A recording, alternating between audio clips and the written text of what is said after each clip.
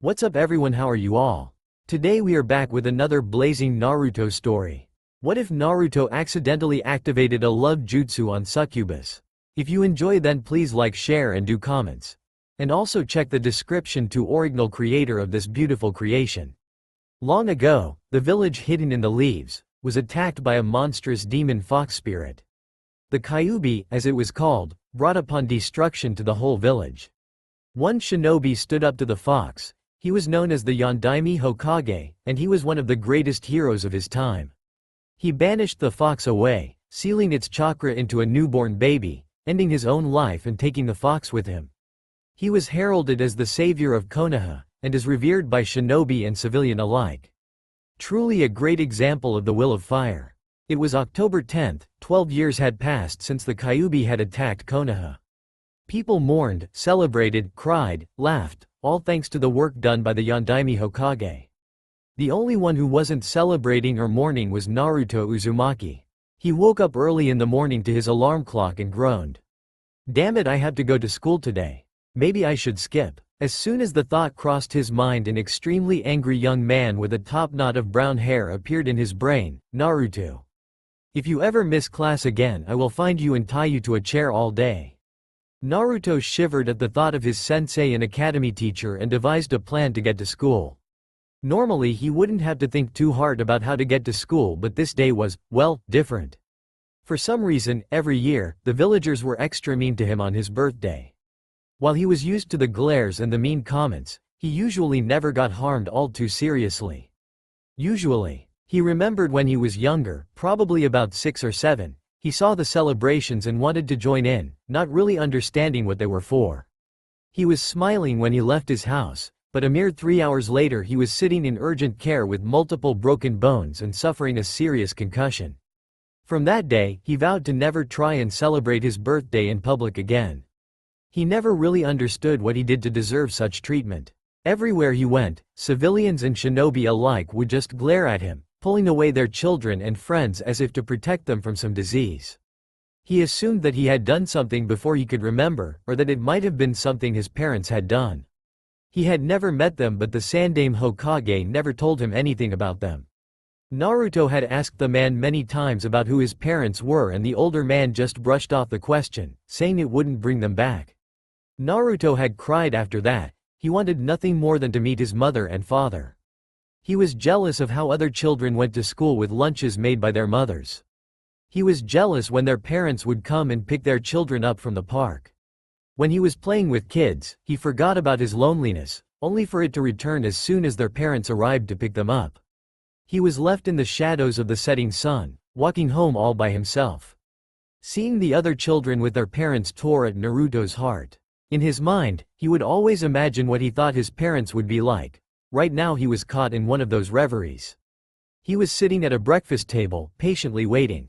The cause for his patience came around the corner and smiled at him. "Hey champ.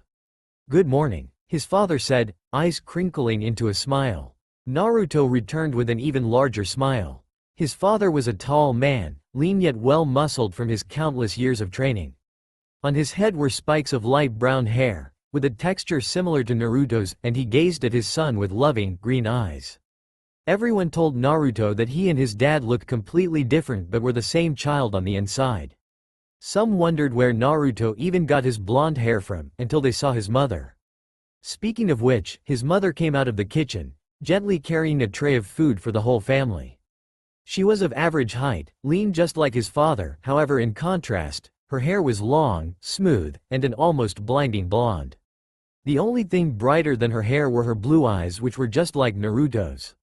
"Sorry it took so long, my dear Naruto, but I had to make something special for today," she said in a gentle voice. To Naruto's surprise, there was a small cake made in the shape of a frog. It said, "Happy birthday Kitsune." A loving nickname like that would usually be met with groans of embarrassment by boys of his age, but Naruto loved and adored anything made by his parents, including the cake. "Mom, you made this?" he asked incredulously, earning a smile and a soft laugh from his mother. The expression on his face must have been something, because even his father threw his head back and howled in laughter. "Yes, this is nice," thought Naruto, and more bitterly, "too bad it can't be real." He depressingly brought himself back to the real world as he headed towards the shower. He didn't have the time to feel sorry for himself. Those feelings wouldn't get him anywhere. If there was anything he learned in his 12 years of living, it was that he couldn't wallow too long in self-pity and needed to take action. Besides, it wasn't as if everyone hated him. His life had gotten a little bit better as of recently. His teacher, Amino Iruka, had taken a liking to him, despite his awful performance in school. He took Naruto to get ramen from time to time and introduced him to what was now Naruto's main source of food. Ichiraku Ramen had become a second home for the two, and they spent a lot of time together outside of school because of it. Naruto spent so much time and money there that the shop owner and his daughter, Tuchi-san and Ayame-san, became like family to Naruto. He would lovingly refer to Tuchi as Old Man Tuchi, and he would refer to Ayame as Ayame-ne. His small, adopted family was like a safe haven for him. He pulled on an orange jumpsuit after getting out of the shower. He looked in the mirror at himself and smiled, adjusting the goggles on his head. Something about the color orange did it for him. It was such a happy color, standing out wherever it was placed. It was the color of the burning sun in the sky, screaming for everyone to look at it. To him it represented his desire to stand out from the rest, proving to them that he was worth something. The color matched his blinding smile and his personality, he liked to think. The color also gave him the strength to put a smile on his face, even when he felt like crying. It may have been strange to others to be this invested in a color, but for Naruto it was the only thing that he had. No matter how many times people made fun of his outfit, the smile that he got from putting it on never faded. He vowed to never part with it as long as the color gave him the strength to keep going. He got into his kitchen and pulled out his breakfast. Instead of his usual milk and toast, he decided to spoil himself and took out some cookies he dug out of the trash of the next-door supermarket. He struck a match on the box and stuck it into one of the cookies as a makeshift candle. He closed his eyes and thought about a wish. What should I wish for? To be Hokage? No, I asked for that last year. To see my parents? Maybe not. Old Man Third makes it seem like it isn't that important. To have a family? He scoffed. Yeah, right. I think everyone in this village would rather die than take me in. He racked his brain thinking of what to wish for. Then it hit him. Smiling, he closed his eyes and made his wish, hoping more than anything that it would come true. Blowing out the candle, he bit into the cookie and started chewing. He instantly made a bitter face and spit it back out. Oatmeal raisin? Who even thinks of making cookies with those? He sighed, disappointed. He tried the other cookies to see if he had luck with any other ones. Of course none of them are the dark chocolate ones I like, everyone else eats them up. He sighed and quickly wrapped up his meal and made his way to his door. Before leaving he made a few quick hand signs. Transformation jutsu, he exclaimed. He transformed into a girl of about his age, wearing simple clothes with muted colors. He looked into the mirror, pleased at his work, nobody would even know it was him. He was quite a master of the transformation jutsu ever since he used it to pull pranks on some of the more hormonal men in the village. He recognized its usefulness for pranks but also in his everyday life. For some reason he would never be welcome in shops or around town. Not to mention the off chance a mob of people that would occasionally chase him around the village. To deal with this, he put a great amount of effort in training himself in this jutsu. If there was anything he was the best at, it was transformation. He could easily make a perfect copy of anyone from just a single glance. He looked through his peephole to make sure nobody was outside to see him leave his apartment. Seeing no one, he quietly slipped out the door, locking it and walking down the stairs instead of jumping off the balcony.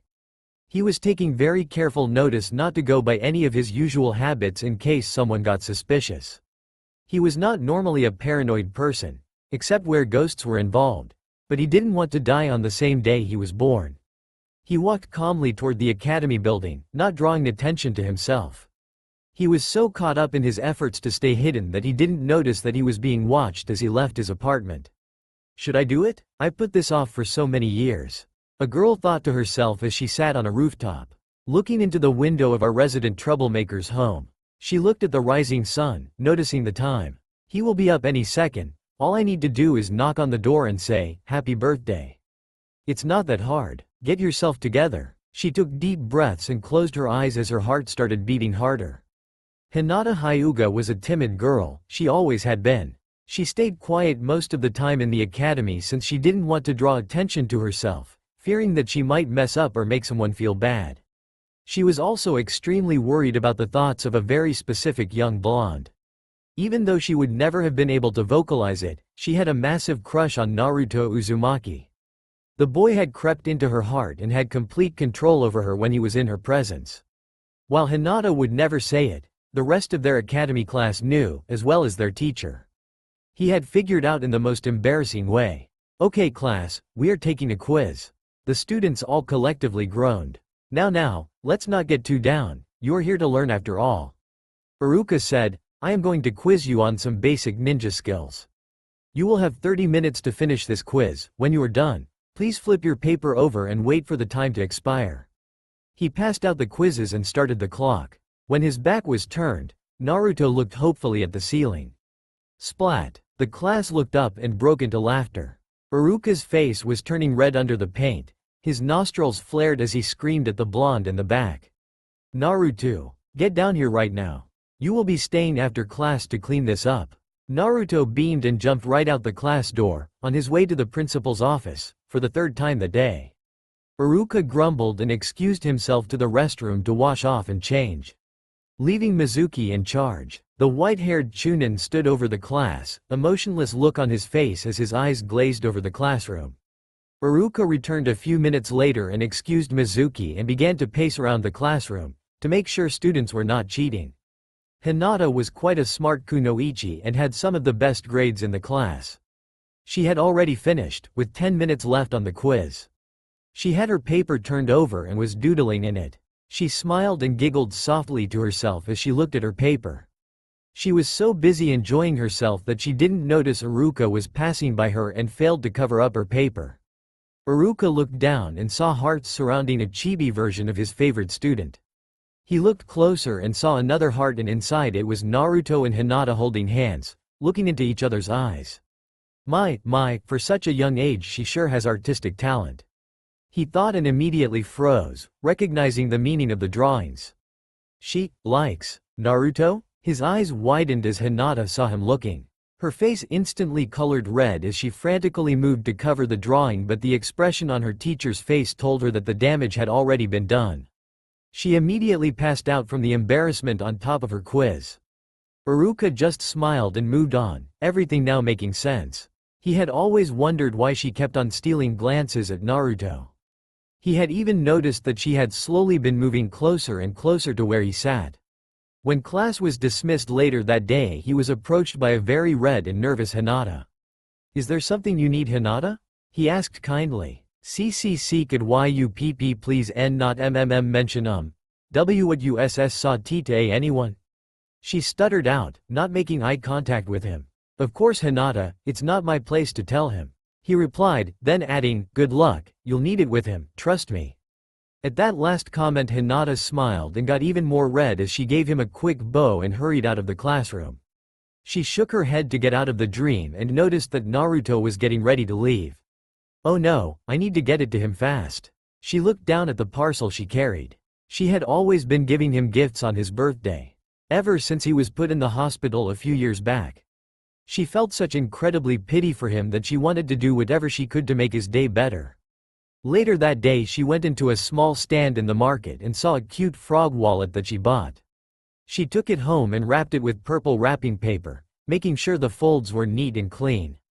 She then put a cute orange bow on the package with a small note saying, "Happy birthday," with a hand-drawn picture of the Hokage faces. It had taken all of her courage to knock on his door and sprint away as she left the package on his doorstep. She had used her Byakugan to see his reaction and was filled with happiness as she saw his eyes light up with genuine excitement. She had since then committed herself to making him feel happy every year. Such a boy didn't deserve the treatment he got from the villagers. Hinata had been witness to countless acts of abuse against him by the village. When they first met, bullies had beaten him and thrown him into the snow, leaving him for dead. She noticed the gazes thrown his way and even witnessed some horrific treatment from shopkeepers when he had tried to enter their stores. Yet none of these compared to what had transpired on his very birthday some years ago. She was out celebrating with her clan. The Hyuga had lost several scouts to the Kyuubi's attack, and as such, They felt the need to participate in the village celebrations. She remembered walking around with Neji and Co. They went from stall to stall, playing various carnival games. Neji had approached her. "Hinata-sama, do you want me to win you something from here?" Hinata turned shyly to him. "Oh, Neji-Nisan, you don't have to do that." "Nonsense, it's fitting that I give you a gift. You did buy me dango from that stall earlier," Neji replied, a small grin on his face. Hinata blushed. "Oh please, you don't need to trouble yourself with this. I think that necklace over there should do," Neji said, turning towards the stall, not waiting for her permission, seeing that he would never get it. Hinata had no choice but to follow. Neji made quick work of the carnival game. Having already taken on ninja training, he was well coordinated with his movements and easily placed enough rings on bottles to win the necklace. He then gave it to her with one of the last smiles she would see in his face for a long time. "Here you go, Hinata-sama. My gift to you." Hinata quietly accepted the gift and looked down at the necklace. It was indeed beautiful. It was a plain silver necklace, surrounded by a flower forged from what looked like gold but was more likely some cheap alloy. It didn't matter to Hinata, it was beautiful. The trio continued to enjoy the festivities until a commotion caught Hinata's attention. Being curious, she walked over to see a young boy being beaten and getting flung around like a ball among some of the men celebrating. She was horrified but couldn't help but watch. She saw his unconscious body bleed profusely as people kept on kicking him around and jeering. People were even spitting on the boy, saying he was good for nothing.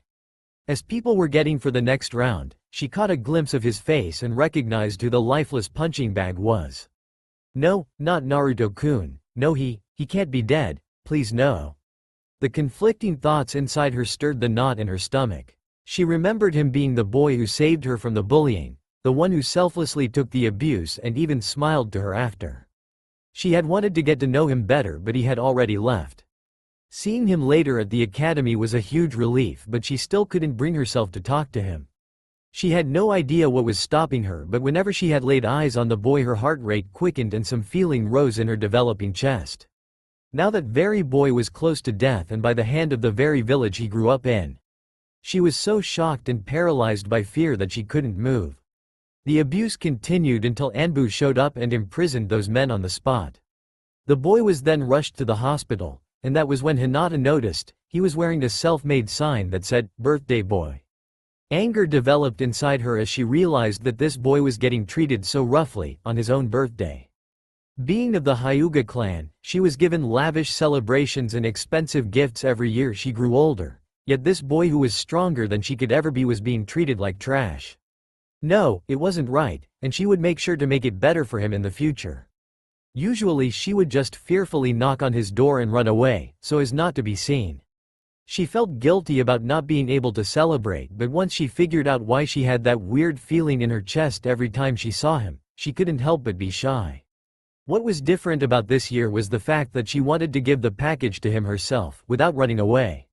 She gulped down her fear and faced his apartment. She was about to move, but she stopped herself. What if he took the gift the wrong way? What if she messed up?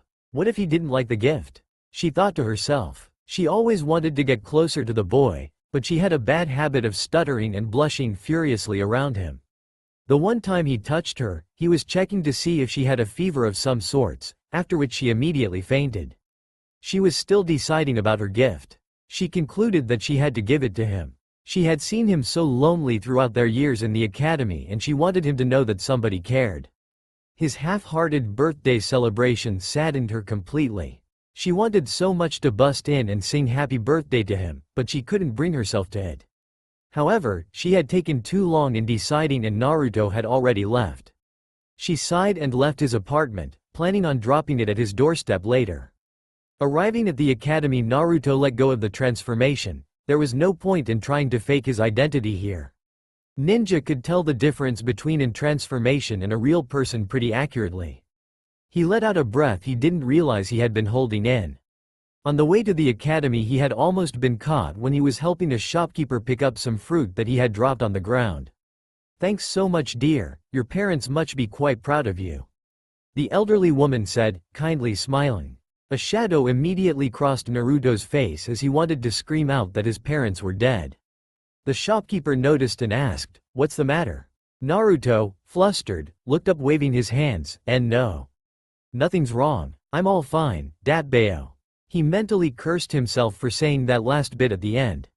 The woman stared at him for a little bit, her eyes narrowing. She was about to say something when someone approached her asking for the price of some melons. With her attention captured by the imminent sale, Naruto quickly made it away. Phew, that was way too close. The hallways of the academy were empty. Naruto knew that meant one thing: class had started. He used to not care about coming on time before. Iruka-sensei used to not pay attention to him. Ever since he had nearly gotten killed by enemy ninja, Iruka was harder on him. If he was late today, Iruka would have his head. Sprinting to the door, he quietly slid in and snuck to his seat in the back corner of the class. Iruka saw him but continued on with the lecture. I have a feeling I know why he's late, he thought with a sad sigh. Naruto sat down quietly and listened to the lecture, trying to see if it was about anything interesting. Despite his poor performance in the academy, Naruto was not a terrible student. The problem was with the way he learned. He was not a book learner and had to learn something by doing it. The problem with that was that there were no sensei who would take him in, and Iruka had his hands full with his academy duties. Naruto had developed a skill in which he could listen to a lecture, but not really pay attention to it either. This was extremely helpful when Iruka was talking about boring stuff like history or genjutsu. Naruto could not have cared less for some dusty old relics, and genjutsu just seemed plain useless to him. What was the point of creating illusions if they weren't real? While scoping out the topic of the lecture, he heard one word that keyed in all of his focus. So class, today we will be going over the Hokage and some of their abilities, Iruka said as he pointed out the window to the great stone faces. As a senior at the academy, you will be expected to analyze these jutsus and talk about what they are about. Before Christmas break, you will each have to give a presentation on one of the Hokage and his jutsus. I will give you the details of this project later. The class groaned at the mention of another project. Iruka was known to be a hard grader, and nobody looked forward to submitting a project only for it to get grading by him. The only who didn't groan was Naruto. We'll get to study the Hokage? Yes, he shouted as he pumped his fist in the air. Hinata saw his antics and giggled to herself. She thought his obsession with the Hokage was cute. The way he treated other subjects was completely different. Whenever talk about the Hokage started in the class, he immediately started paying more attention and thinking harder.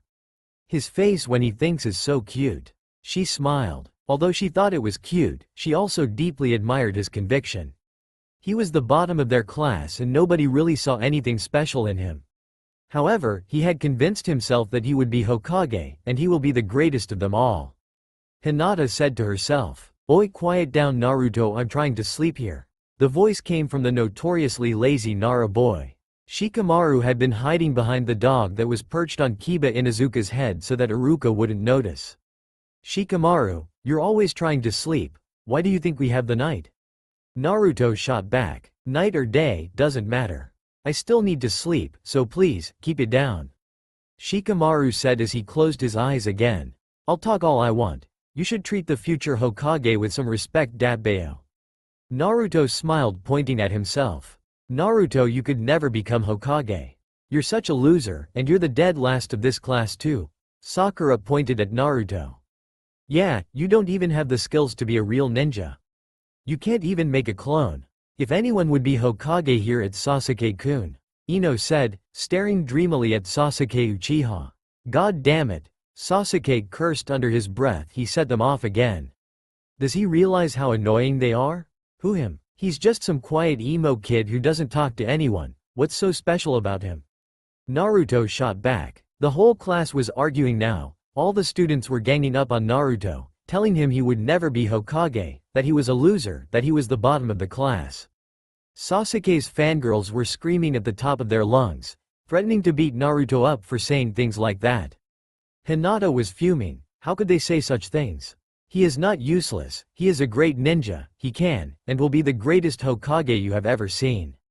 Hinata wanted to scream that out, but she just couldn't. She wasn't even sure if she was capable of being heard among all the noise. Iruka pinched his nose, but then an idea popped into his head. "Well, Ino, why do you think that?" Ino was taken aback by the sudden questioning by her sensei. "Well, because he's Naruto, duh," Ino said. So? Anyone can be Hokage, there aren't any rules saying who can and can't be Hokage. The Yondaime clan less orphan, there are no restrictions based on clan or parentage. Iruka stated in a matter-of-fact way. Besides, I think you're all being super mean to him for no reason. Sure he pranks people but Naruto's a funny guy if you get to know him. Choji said, suddenly standing next to Shikamaru. He was used to bullying too. Being from the Akamichi clan, Choji naturally possessed a larger physique and was picked on for it. He didn't want other people getting hurt too. But he can't be Hokage. He has no skills. Sakura said, I mean, like Inopig said, he can't even make a single clone. Well, the clone part one agree on, but I think that if we gave everyone in this class time to train, then everyone in here could have a chance at becoming Hokage, even Naruto. Iruka said, giving the blonde-haired boy a wink. Hinata bit her lip and cursed herself. Yes, Iruka-sensei is right. Naruto-kun will be a great Hokage. Maybe I should say something too. Hinata thought as she pushed her index fingers together. Sensei, thinks I could be Hokage? Naruto just stared at Iruka in awe. Up until today, he felt Iruka was just saying it to be nice. To hear those words from him, with such conviction, was just unbelievable. His mouth turned up and he was beaming with the largest smile that he had ever put on. Iruka looked over the class and caught Naruto in his sight once again. The bright smile on his face could have lit up 1,000 caves. It even made Iruka break into a wide smile. That kid, this is the happiest I have ever seen him. He then turned to his lesson plan, given to him by the academy, but he immediately scrapped the warm-up exercise. It had suggested for him to have the students do an activity about the 9 tails and how the Yondaime defeated it. Since Naruto was in his class, he decided to skip it. The thought of forcing Naruto in particular to do an activity like that was sickening. He lectured about the previous 4 Hokage but Naruto couldn't pay attention anymore. Someone had told him that he could be Hokage. I could be Hokage, Naruto said dreamily, picturing himself as the Godem. Please welcome Konoha's Godem Hokage, Naruto Uzumaki. The crowd cheered as Naruto stepped up on the roof of the Hokage building. Standing next to him was his beautiful girlfriend, Sakura. He looked at the village. Thank you for choosing me as your supreme leader Datbeo. I now declare today, National Prank Day. As he said it, hundreds of Naruto clones flew through the air, throwing paint on the crowd. Some people were angry, but most just laughed. Wow, our Hokage has such a great sense of humor. Strong, witty, charming, and funny. We are so lucky to have such a great Hokage. Hinata looked at him and could barely contain her giggle. His eyes were glazed over and his mouth was curved in a perpetual smile. A small line of drool came out of his mouth as he dreamed on. Oh Naruto, she thought as she looked at his face. He was snapped out of his reverie when Iruka came to smack him with some papers. Ow, what the hell was that for Iruka-sensei? Naruto, I called for lunch break 10 minutes ago and you haven't moved or blinked for an hour. Iruka said to him. Sorry, Naruto looked towards the planks on the floor, littered with pencil shavings, chewing gum, and other things associated with schoolchildren. It was a mess, just like the thoughts swirling around in his head. The one thing rang out louder than the rest. Everyone in here could have a chance at becoming Hokage, even Naruto. Naruto could have a chance at becoming Hokage. Naruto will become Hokage. He jumped up and smothered Iruka in a hug. The older Chunin stumbled and fell down the steps of the classroom and ended up in an assorted pile of human. Naruto giggling uncontrollably on top of him. Before he could yell out, Naruto said, "Thank you Iruka-sensei." Thank you. Naruto was literally jumping for joy as Iruka watched him, frown immediately replaced with a smile. Now if you'll excuse me, Naruto said, turning around, I gotta go. With that he rushed out of the classroom. Iruka couldn't help but laugh out loud. Most of the kids gave him dirty looks when he went out for recess, but he didn't care. He needed to find Choji and thank him for defending him. He knew he was usually around Shikamaru and looked everywhere but couldn't find them. Where do those two disappear to? He gave up on his search and walked around. He noticed the glares he received from his classmates and some passerby and realized that he was once again alone. He found his only friend at the edge of the yard. His friend was always there for him, listening to everything he would say. Not like a swing could do anything else. He sat down and looked at the building and all the children playing. Kids were running back and forth, kicking a ball through makeshift goals that were made by using their juice boxes. The girls were all sitting together, following a rather annoyed-looking Sasuke around. He was hit by a wave of anxiety. He heard the voices of the villagers calling him names. Demon, bastard child, the devil. He remembered all the parents telling their own children to bully him and stay away from him. It was anxiety attacks like these that made some of his nights sleepless. These attacks were worse on this day, making him forget everything else and panic. As he looked at his fellow academy students, he just thought, why can't I just be like them? Tears welled up in his eyes. He didn't need to hide his emotions here. The trees provided enough cover. Besides, nobody paid him any attention. It was like he didn't even exist. It was always like this. Everyone pushed him away. Nobody was nice to him. What was worse about all of it was that he didn't even have anyone waiting at home for him. He wanted to so desperately cry to someone about what was going on. He needed to talk about it, but he learned at a young age that not a lot of people wanted to listen to him, and those that did, simply didn't have enough time. He avoided coming home because he couldn't stand the isolation. The choking silence of solitude was too much for his heart. He was someone who thrived on social interaction. To get attention, he would pull pranks, so that people would acknowledge him, even if it was negatively. But, as with earlier this morning, he wasn't as invisible as he thought he was. Hinata stared at him from beyond the schoolyard. She was pulling out the lunch she had made for herself. She liked eating outside in the fresh air rather than the stuffy academy lunchroom. She would patiently wait inside until they were dismissed for recess. She saw him plop down on the swing he always sat on. She stared at him, looking deep into his eyes from afar. She loved those orbs. They were beautiful, endless, timeless, and full of bright happiness. But she knew that while those eyes shone with mirth, that was only just a cover for the deep pit of sadness that lay within them. She recognized the signs of trauma in his well-practiced mask of happiness. To anyone else, he would seem as an easygoing, happy-go-lucky guy. Hinata knew better. She knew that the sadness he felt was eating away inside him. He had a desire to just be loved by someone. While she was determined to be that someone, she just was much too timid to act on it. What she saw now was the ocean of sadness coming to the surface as tears slid down his face. That was when she made her decision. I can't sit here any longer. No matter what, I have to make him happy. Nobody deserves to cry on their birthday. Hinata ordered herself to get up. She took some paces towards where Naruto sat, and her heart began to beat. Faster and faster, until it was all she could hear. She walked right up to him and stopped a foot away from him. I am so close to him, she thought as she tore her eyes off the ground and slowly moved up to his face.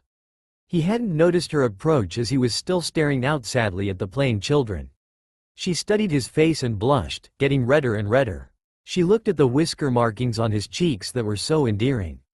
The long eyelashes he had that almost made him look feminine. His shock of long, bright hair. What shook her out of it were the tears streaming down his face. She shook her head and cleared her throat.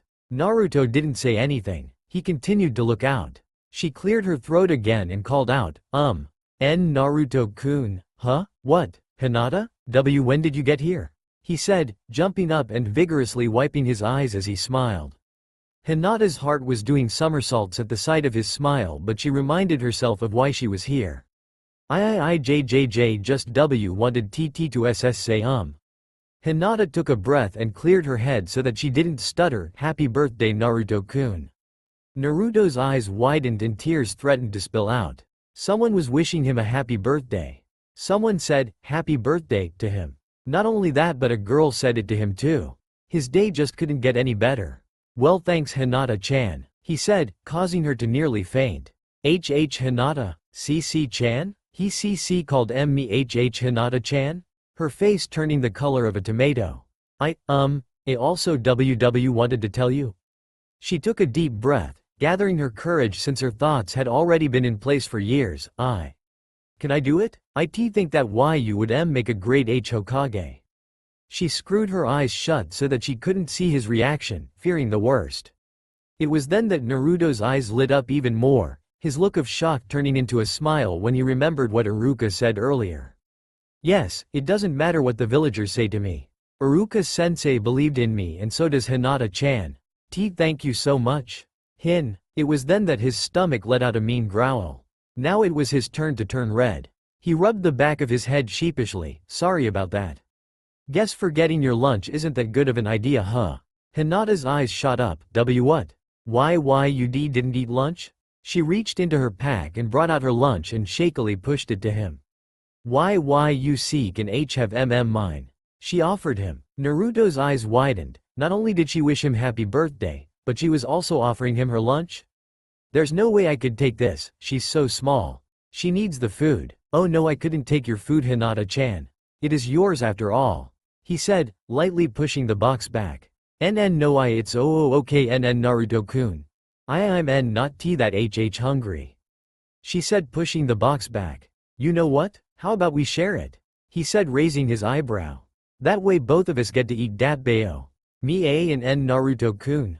Sharing lunch. Hinata's blush that had been receding immediately came back in full force. Don't you dare faint, Hinata, she told herself as she got her breathing under control. Naruto scooted over on the swing and made room for Hinata. With her nervous system short-circuiting at everything going on, her brain had to command each limb individually to move on its own. She robotically moved and sat down next to him.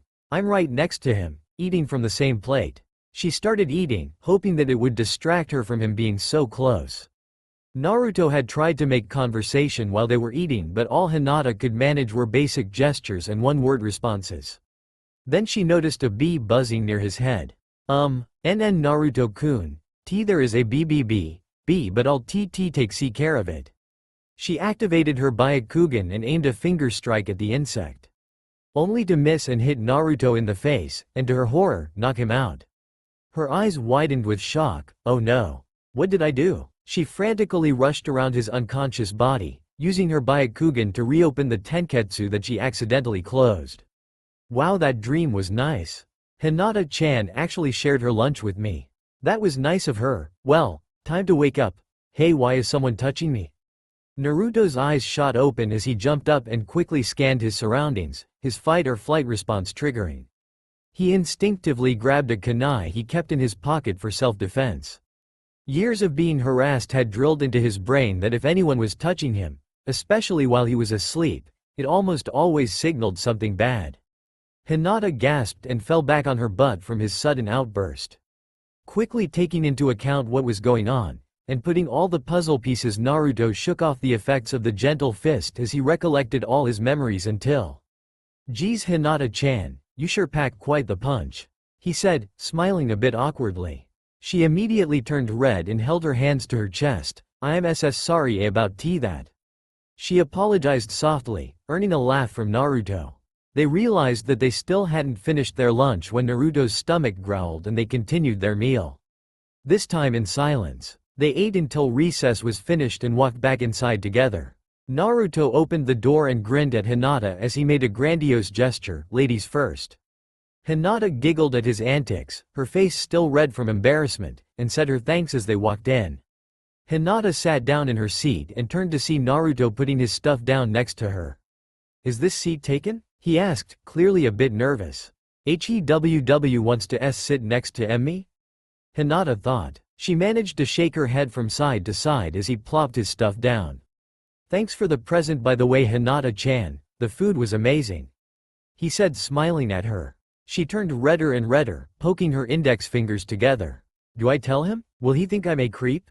No, I need to tell him. This is my chance. Taking a deep breath, she said to him. Actually, Naruto-kun. He tilted his head to the side. God, you look so cute. That wasn't why your gift, she said to him. His smile dropped and he looked at the floor. Of course she didn't get you a gift, she was just trying to be nice. Stop reading too much into stuff, damn it. Seeing his expression, her eyes widened and with newfound determination she said, No, that's not what I meant. She looked down and said, I meant that. Have a real G gift. He looked at her, shocked. She already got me a gift? Wait, she knows when my birthday is? His smile returned as reached out and pulled her in for a friendly hug. You're the best, Hinata-chan. Poor Hinata couldn't take it anymore. She went limp and her head softly hit the desk and she was able to murmur out. Naruto-kun, said, I'm the best.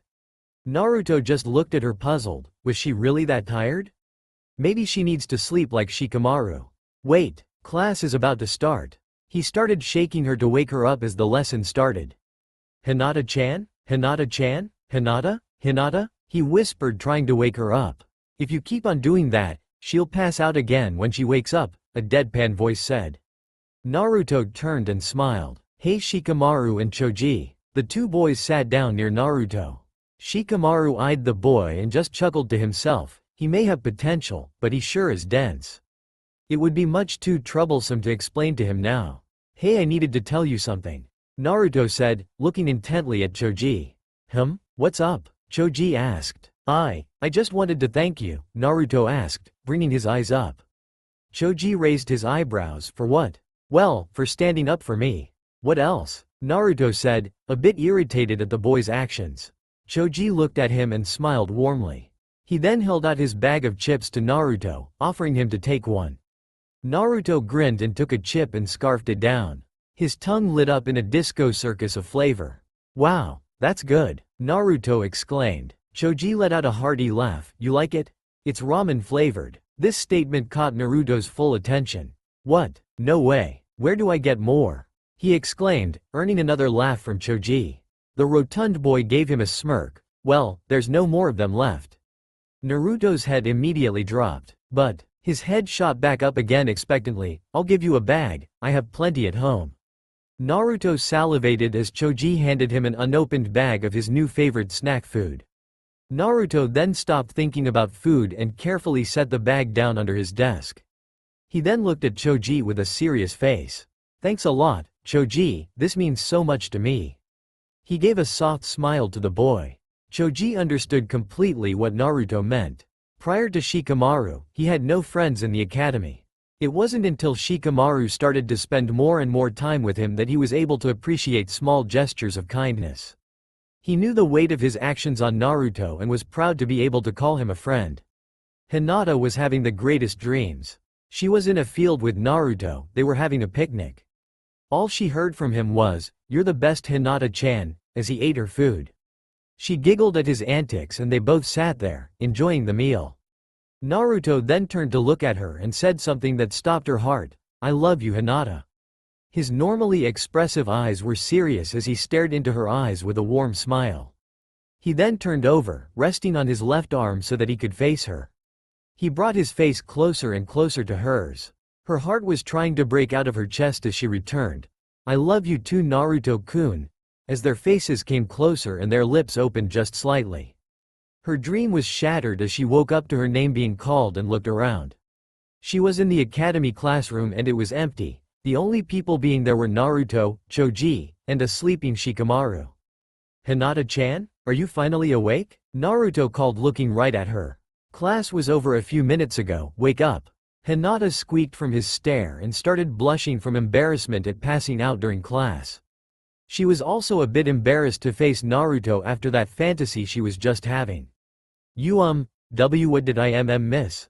She questioned, poking her fingers together and looking at the ground. Remember that project Iruka-sensei was talking about? Well, we have about 2 months to work on it outside of school. Naruto said, as he nervously fidgeted and rubbed the back of his head. Why is he so nervous? Does he not think he'll do a good job? Oh no, Naruto-kun, you'll define. Hinata thought. I was wondering, if, you would be my partner? Naruto said, shooting her a nervous grin. He wants me to be his PP partner? He wants me? Hinata's eyes widened as she got up and slammed her hands on her desk, half out of excitement and half to keep her from fainting again. Yes, of course, she almost screamed at him. Eep. She slapped her hands over her mouth, realizing her outburst and taking in Naruto's shocked expression. This caused Choji and Shikamaru to snicker to themselves. Wow, I've never heard her yell before. Naruto thought. Did she think she couldn't do it alone? A few seconds later he closed his eyes to make room for the huge smile that covered his whole face. Hinata's nerves caught fire and she had trouble keeping herself from blushing a deep red. All right, thanks Hinata-chan. I know you're super smart, so there's no way we'll fail this project. His stomach rumbled, causing him to blush and scratch the back of his head. Do you want to go and get some ramen with me? Seems like I'm still a bit hungry. He asked her, looking with pleading eyes. Eating ramen? With Naruto-kun? Isn't tea that like a date? Hinata blushed even more as she fanned her face and took deep breaths and fought for consciousness. She managed to barely nod her head and screwed her eyes shut as she tried to take back control of her body. Great, he said as he turned to Shikamaru and Choji. You guys want to get food too? I can't go, I have stuff to do. Shikamaru said as he walked out. I'll see you later, Choji. Choji's pupils dilated at the mere mention of food and he nodded vigorously as he got up to race to the famed ramen stand. As long as you're paying Naruto. Naruto just shook his head and grinned, typical Choji. He didn't mind paying, at least he had some friends to go with him. Not that he didn't like Tucci and Ayame's company, it was just that he wanted to at least have some friends his own age. He looked at Hinata, who was still frozen in place with a shocked look on her face. Come on, Hinata-chan. Let's get going before all the adults get off work. He grabbed her hand and sprinted out of the room, Hinata in tow. Hinata stared down at his hand that was grasping hers. He had accidentally intertwined their fingers as he rushed to his favorite place in Konoha. Hinata's vision was dimming. His hand felt so warm and so nice in her own. It sent electric shocks all through her body as her nerves failed yet again. He's holding my hand? I can't take this anymore. She passed out, unbeknownst to her blonde crush. She woke up as they were approaching the ramen stand, Naruto's second home. The smells coming out of it were delicious and made the ninja in training salivate. Choji and Naruto, who released a now conscious Hinata, sprinted into the shop taking seats on the stools. Hinata shook herself out of her daze as she prepared herself to walk in. She berated herself for passing out yet again. This was a once-in-a-lifetime opportunity to spend time with Naruto outside of school. She was not going to waste it. She pulled the flap over her head and took a seat next to Naruto. Her heart threatened to come bursting out of her mouth. It was so surreal to be sitting next to Naruto like this. It was no secret that he had a crush on Sakura, which was why he took no notice of any other girl in their class. Unfortunately for her, this meant that Naruto barely noticed Hinata. All of his attention went towards trying to woo Sakura. He was never successful and the large craters that were often left around the academy were a testament to that. Hinata did recognize that the situation was mainly her fault. She never really tried to get Naruto's attention the way the other girls did with Sasuke. She was someone who put more meaning to action rather than mere declarations of love. However, she understood that some level of directness was required. She could never bring herself to say it out loud. She had tried to get his attention before, mainly though class spars where she would try her best to show off her gentle fist, which admittedly wasn't the best. However, Naruto would almost never watch any of her fights. Not that he actively ignored her, but he never really showed any interest in anyone else's spars. He was much too focused on trying to fight Sasuke. In contrast to Hinata, Sakura was bright, loud, direct and social. Sakura clearly made an effort to look good in class. She would always show up with cute clothes and plenty of makeup on. Also her hair was long and shone bright. She's just like Naruto-kun, no wonder he likes her. She thought sadly. She shook her head. Naruto had chosen to spend time with her. She wouldn't pass this up. She wanted to cherish this moment as long as it lasted. Tucci came out of the kitchen to greet his customers. His smile grew wide when he saw his #1 favorite customer and the closest thing he had to a son. Naruto, how's it going? Hope Iruka wasn't too rough on ya today. He smiled as he addressed Naruto. Naruto looked up and replied, it was amazing. We got a project on the Hokage, I finally get to do something interesting. He turned and pointed to Hinata. I also got Hinata-chan to be my partner for the project. She's super smart so I know I won't fail. Hinata smiled and blushed from the praise. Ayame looked up from the dishes she was washing. Hinata-chan? She raised an eyebrow and looked at the two. He's never used that honorific for any girl other than that pink-haired girl. She took a closer look at Hinata blushing and it all came together. Oh, so this is the girl Iruka was talking about. Wow, they would really make a cute couple. She smiled at her surrogate younger brother. Who are your friends, Naruto? I haven't seen them before. She asked him, pointing to the other academy students who were sitting near him. Oh, these are my friends. Choji Akamichi and Hinata Hyuga. They were super nice to me today, so I wanted to grab food with them. he replied, smiling greatly. Choji gave them a happy wave. Hinata gave a polite greeting and conveyed her thanks to the owners of the ramen stand. "Well, it's great that you're making friends, Naruto," Tucci said to him, as he glanced at his calendar. "Tell you what, ramen's on me today. Happy birthday, Naruto." Naruto jumped up and down in his seat. "Hell yeah, datbayo. That's what I'm talking about, old man. I'll have an extra large miso with pork." He was ecstatic. In 12 years he had never had a better birthday than today. It couldn't get any better. Free food, friends, Hinata has a gift for me, maybe my wish was granted? Choji ordered, "I'll have an Akamichi-sized beef ramen please." Tucci smiled at the boy, already familiar with his clan's eating habits. "And for you, young lady?" Tucci turned to Hinata. I'll have what N Naruto-kun is having." Hinata replied, blushing. "Wow, you must have great taste in ramen if you eat what I eat," Naruto said, turning to look at her. Hinata giggled and blushed even harder. For some reason, Naruto felt something in his chest when she did it. What was that feeling? He wondered to himself. I've never heard her laugh before, I need to try and make her laugh more. He still couldn't figure out what that was that he was feeling as he looked at the Hyuga girl. He was broken out of his thoughts by the smell of his beloved ramen-chan as Tucci served up the meal. The group, in unison said, "Itadakimasu," and dug in. Naruto and Choji began to inhale their bowls at an inhuman pace. Hinata was taking small bites, savoring every drop of the broth and every nibble of pork. By the time she had taken her fourth bite, Naruto slammed his bowl down on the table and said, "Another bowl, old man." Choji finished his bowl seconds later and looked at Naruto, his eyes narrowing. "Oh, so it's an eating contest now, huh? You're on. Another one for me too, Tucci-san." Hinata giggled again. She had never actually eaten with him before, although she had seen him eating here many times before. Actually eating with him was a totally new experience. She liked that he could so easily enjoy mundane things, the way he could forget about everything in his life and enjoy the moment. It was admirable to her, being someone who suffered at the hand of her family. She always was reminded of her faults and not a second of her day went by where she was not saddened by her own situation. Unless she was with Naruto. There it is again. I'm gonna keep making her laugh, datbayo. Naruto thought as he heard he laugh again. She was always so quiet and sad looking. She may have been smart, but Naruto knew she wasn't happy about something. He liked making others happy, even if he couldn't be. He put on his smile and laughed for others so that maybe his happiness would rub off on them. The group continued to eat, talking about school, Naruto's pranks, and the project they were assigned.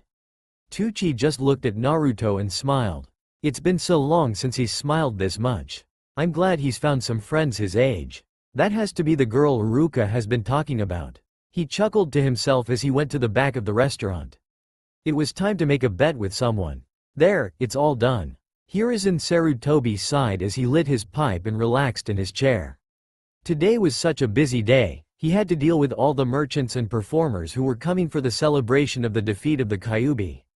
More worryingly, he had to deal with rising tensions in Kirigakure. There was a civil war going on and it was starting to get out of control. He had to maintain Konoha's neutral position, even though he sided with the rebels personally. Konoha had no alliances with Kiri and was not obligated to do anything. Despite this, he had secretly managed to sneak the rebels some supplies under the noses of the council. He knew very well that an alliance with Kiri would benefit Konoha and make them more secure against their enemies such as Iwagakure and Kumogakure. He enjoyed his job as he loved every single soul in Konoha. He would always tell them that the whole village was his family, that he protected them as if they were his daughters, sons, and grandchildren. However, when he was done with his duties as Hokage, he liked to paint with ink. Before becoming Hokage, he dreamed about becoming a famous painter, enjoying the art of moving his brush across the canvas. Alas, he couldn't retire peacefully like he had planned. Minato's death called for a strong leader to take the reins and none of the Sannin were in the village. They were Hiruzen's own students, but they had all disappeared.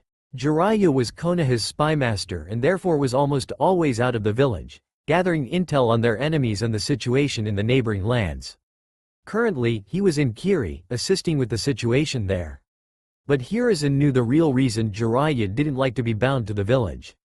Jiraiya was much like Hiruzen and put a lot of blame on himself. He personally blamed himself for Minato's death, thinking that if he had been in the village, things would have been different. Hiruzen was somewhat disappointed in Jiraiya's actions. Because of his guilt, the Sannin wasn't there for his own godson, who had been suffering for the past few years. I think I'll call him back soon. Naruto-kun needs him. I'll see if I can convince him to stay. Moving on to his other students, Tsunade had left the village on vacation, due to the deaths of her younger brother Nawaki and her lover Dan. The woman had been the brightest medic nin in Konoha and possibly the world, only rivaled by Chiyo-sama in Suna. Such talent was quite a waste, out of the village, continuously gambling. Despite these facts, Hiruzen understood how she felt and allowed her to be off active duty. These days, nobody knew where she was, not even Jiraiya. Hiruzen didn't like it, but even he admitted it was time for her to come back into active duty. Konoha needed a strong leader for the medical corps and he knew she had to be the one. It was just a matter of finding her. Lastly, Orochimaru. His name was a sore spot for Hiruzen as Orochimaru was the Sandame's favorite student, the one he wanted to succeed him as the Yondaime Hokage. However, horrifying discoveries of his students' research and experimentation led him to be exiled from the village. Hiruzen was a different man back then. Time and experience told him that sometimes he had too much faith in others. He had put too much faith in Orochimaru, believing that the man would realize his mistake and repent, and thus created a powerful enemy to the Leaf. Such was the state of things. Without the three most powerful ninja ever to be trained in Konoha, the Hokage had needed to go to Hiruzen. Normally, he would have been a bit bitter about all of this, but because of the promise he had made to Kushina and Minato on the day of their death, he pushed forwards with a sense of duty, responsibility and guilt. He felt that the whole Kyuubi incident was his fault, that he should have been more careful, maybe he should have gotten more seal masters to maintain a stronger barrier. Maybe he could have moved Kushina to a more secure location. If he hadn't been so foolish back then, maybe Naruto could have had a loving family. He shook his head. No, it is not the time to wallow in self-loathing. At the thought of his name, Hiruzen smiled.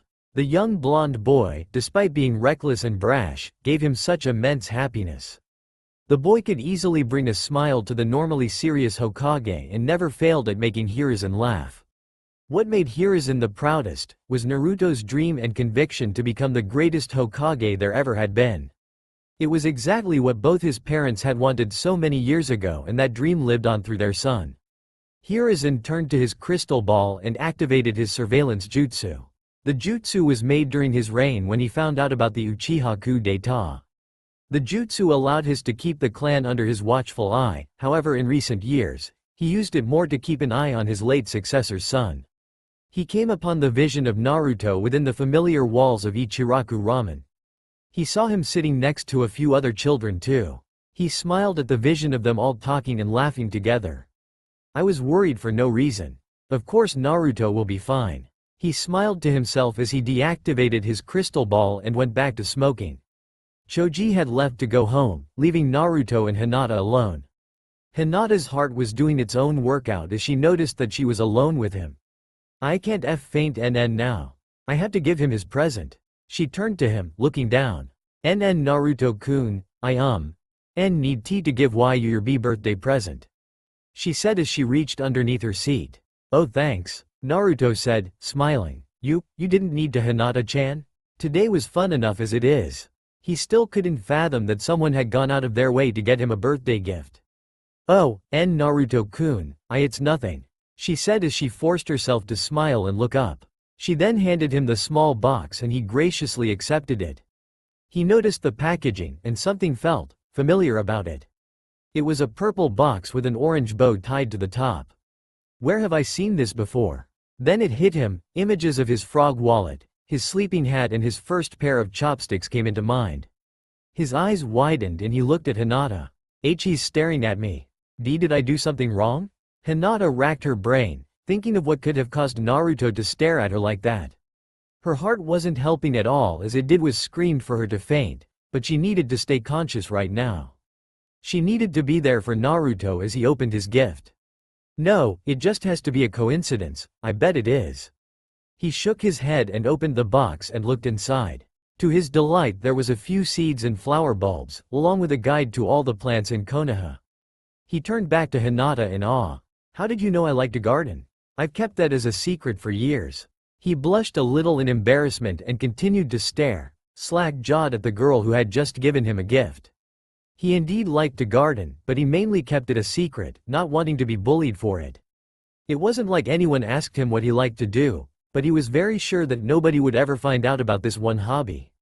Oh no, he thinks I'm a creep. Hinata thought as more and more blood rushed to her face. Always SCYYUH helping T tend the garden A at the A Academy, she started, looking away. Just TT thought that maybe YYUE enjoyed it. She faded away towards the end, continuing to stare at her sandals in shame. Naruto shook his head, seeing that she was feeling uncomfortable. This is amazing Datbeo. Thank you so much. You really are the best Hinata-chan. Naruto beamed at her. Hinata's face shot up and now she was shocked, as well as flustered and, well, about 1,000 other emotions. Red started to creep down her face, stopping at her neck. He said it, again.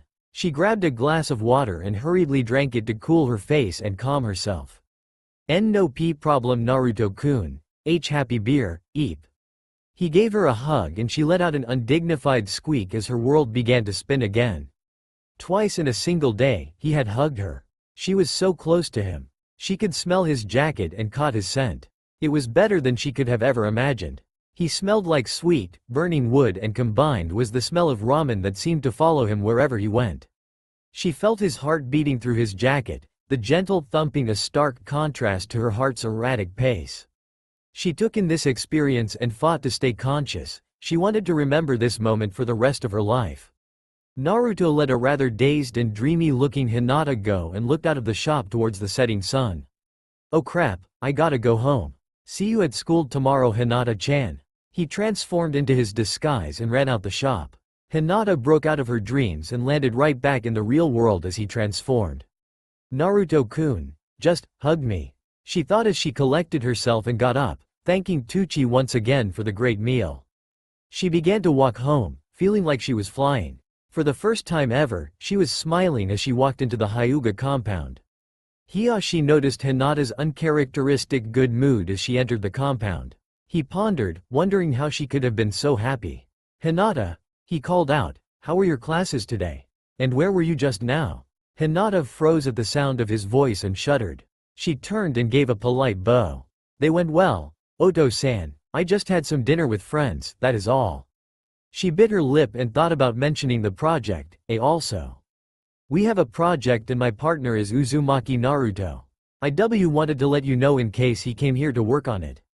She whispered to him. Hiyashi, well trained in not showing his emotions, thought carefully. The boy had a well-known reputation for being a troublemaker.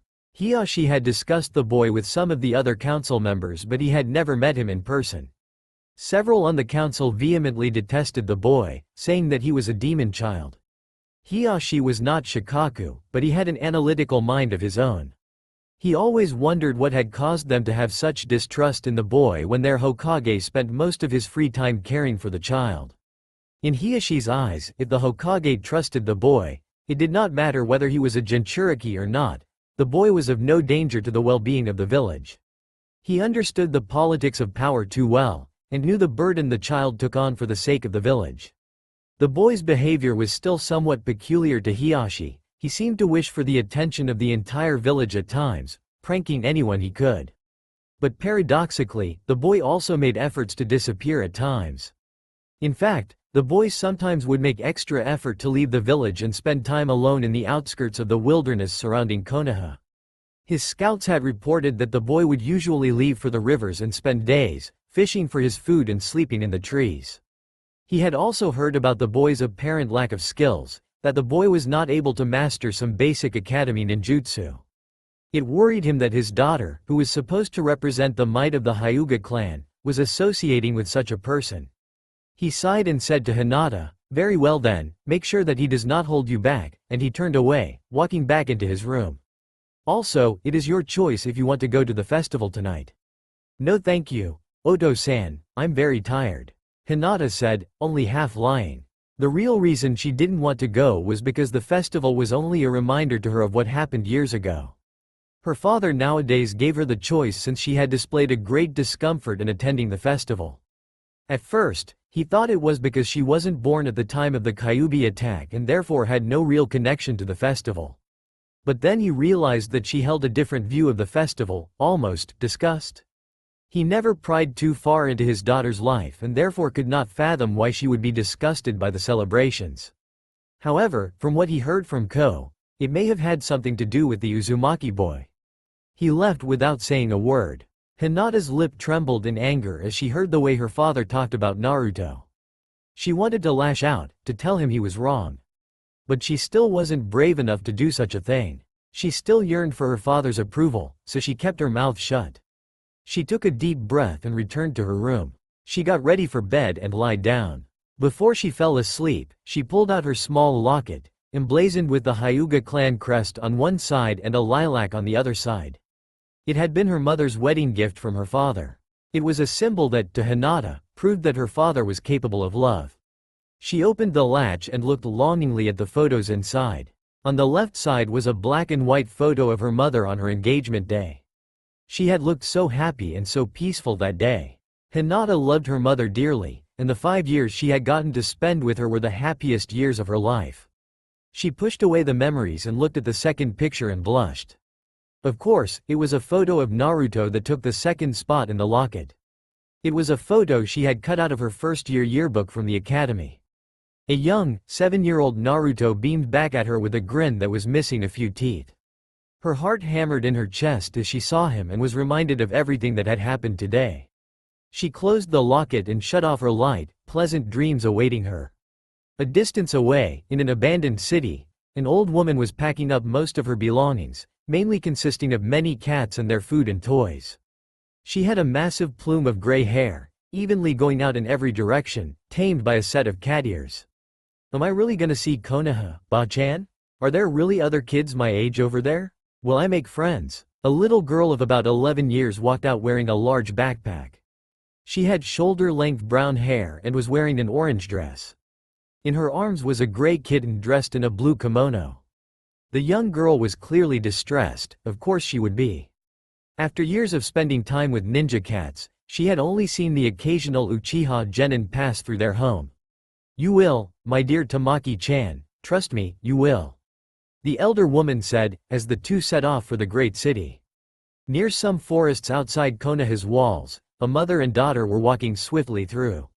The older woman was tall, she had gray eyes and an almost grayish-purple cloak. The most astounding features of her were her bright red hair and bite marks that covered her body. She looked down at her daughter, who was holding her hand as they made their way through the forest. Her daughter squinted through her glasses and sighed with relief. I think they've stopped chasing us, I don't feel them anymore, Okawa-san. She then turned to her mother, are you sure this was the right decision? I mean, at least they let us live in Kusagakure in peace. Her mother looked at Karen with a smile. Karen, while they may have let us live there, it came at too big a cost. I did not want to die and have you end up like me. When I heard the rumor of another Uzumaki in Konoha, that's when I knew where we needed to go. And what if they want to do the same thing Kusa did to us? Karen asked, indignantly. Don't worry, when we are reunited with our clan, they won't have the power to do so. Her mother said, hopefully. It was around midnight, the man guessed. They had been on the run for a couple of days and only had 2 hours of rest. His younger cousin was showing the signs of the fatigue, but fear kept her going. The man looked down at her, the only family he had left now. Orochimaru-sama had lied to them. He had used their people. Arashi was fortunate enough to realize this in time to save himself and his little cousin, the closest thing he had to a sister. Hurry Sasama, I think we are close. The gates should be a kilometer from that large tree, he started. Are you sure you won't follow us in? The little girl asked, fear leaking through her trembling lips. Arashi looked down at her, his dark gray eyes shining behind a mass of light purple hair. He felt the urge to stop running and pull her close. For a child her age, she had gone through such trauma that one should never have experienced. Sasama returned his gaze with one of her own. She admired his skill in the Fuma clan's jutsu and his inherent skill as a shinobi, but she had seen the power held by the man who had killed so many of their clan. She looked at Arashi, who wordlessly told her with a gaze, it will be all right, we need to hurry now." In no time the gates appeared. Arashi finally started to loosen up a bit, only to hear a weak yelp and a thud as Sasama hit the ground hard. A rustle in the bushes about 100 yards south alerted him of enemy presence. His heart hammered in his chest as his mind raced equally as fast. The enemy sent to dispatch them was quite strong, perhaps a Jonin. Arashi was smart enough to know that a fight with him would be suicide. Quickly moving, he created thin chakra threads that spanned the narrow path. He knew it would not stop the enemy, but it would most likely buy him some time. He turned and picked up Sasama and started running as fast as he could towards the gates of Konoha that loomed ahead of him. It was like the world moved in slow motion. The gates stubbornly did not move closer fast enough. He could almost feel the breath of the shinobi behind him, as he fell into the trap and was currently ripping his way free. He reached the gate and began pounding from the outside. "Please, let us in. We seek refuge here. Anyone, please help us." He cried in pure desperation and turned when he sensed a projectile approaching at high speed. He barely dodged in time, and the arrow impaled itself in the dirt next to him. His enemy had revealed himself. A man with a sleeveless gray tunic jumped down. At first, he didn't look anything special. His skin was well tanned, and his hair was tied in a simple ponytail. If you didn't look below the shoulders you would have thought he was just some normal teenager, maybe a chunin. It was when you looked a little lower, that you realized that this man had 6 arms. On his neck was a strange tattoo. Other than that his body had no markings. A single note was engraved on his headband as he smiled viciously at his prey. "Well, looks like the spider had finally caught the fly. Though you could argue that you also are a spider, you know, with those thread." He was stopped when a kunai flew past, inches away from his face. He turned to face the attacker. Arashi stood there, carefully calm. He was gathering an enormous amount of chakra. He silently whispered to himself as he was working on the many hand signs necessary for his next jutsu. Sasama watched in horror. How does he know that jutsu? I knew he was good, but this. It's too much. Kidomaru smirked. "I can just dodge this, doesn't he realize that?" As he tensed his legs to move he realized that they wouldn't budge. He looked down and saw the ninja wire that was now holding his legs in place. His eyes widened as he spit out a yellow-colored liquid that he formed into a blade. As he was hacking away at the ninja wire, Arashi had finished his jutsu. He clapped his hands together and put them out, making a triangle with his thumbs and index finger. Fuma Ninja Art. Curse of the Mandala. A rainbow-colored prism flew from the Fuma ninja's hands and rocketed towards Kidomaru. The multi-armed Auto Shinobi was just finished with hacking the last of the ninja wire that trapped him. As the dust settled, Arashi maintained the jutsu, not sure if he had successfully caught their pursuer. This jutsu was forbidden for the high chakra costs and Arashi was definitely feeling the burden now. To his horror, Kidomaru stood, unharmed, and inches away from the trench that was dug by the prism. He just smirked at the now exhausted Fuma ninja. Arashi's legs shook as he fell to the ground. Kidomaru sighed and shook his head. "You almost got me there, tricky bastard." He grinned evilly. "I guess it's time to drop this charade. Orochimaru-sama might like to have his hands on such a technique." He walked slowly towards Arashi and Sasama. Arashi looked back at his younger cousin, the one who looked up to him so much. He saw the solemn look as she closed her eyes, awaiting death. It never came. Several dozen shuriken flew through the air and stopped Kidomaru's forward progress. The Auto Ninja flipped backwards as 5 ninjas jumped down on the ground. Kidomaru easily recognized them from the bingo book. Kakashi Hitaki of the Sharingan, Asuma Sarutobi of the Guardian 12, that taijutsu freak Might Guy, Konoha's genjutsu mistress Kurenai Yuhi, and lastly his eyes widened, and then narrowed on the last member, that traitor Anko Mitarashi. He realized he was severely outnumbered. In this case, even his curse mark wouldn't help him. He growled and made the most logical decision and ran away. It would do Orochimaru-sama no good if I was captured by the Konoha scum. The Jonin turned to the 2 refugees and looked at them, trying to determine if they were a threat. The 2 clan members just looked at the 5 shinobi, hope in their eyes. Arashi was the first one to speak up. Thank you for saving us. We were running from the land of rice paddies. We need a safe place to stay, please." Kakashi eyed the man. He then nodded to the others in the group and they all helped the two get on their feet and took them to see the Hokage. They're the third ones today, seems like we aren't getting a break anytime soon. Kakashi mused to himself. The next day, Hinata arrived early to class as usual.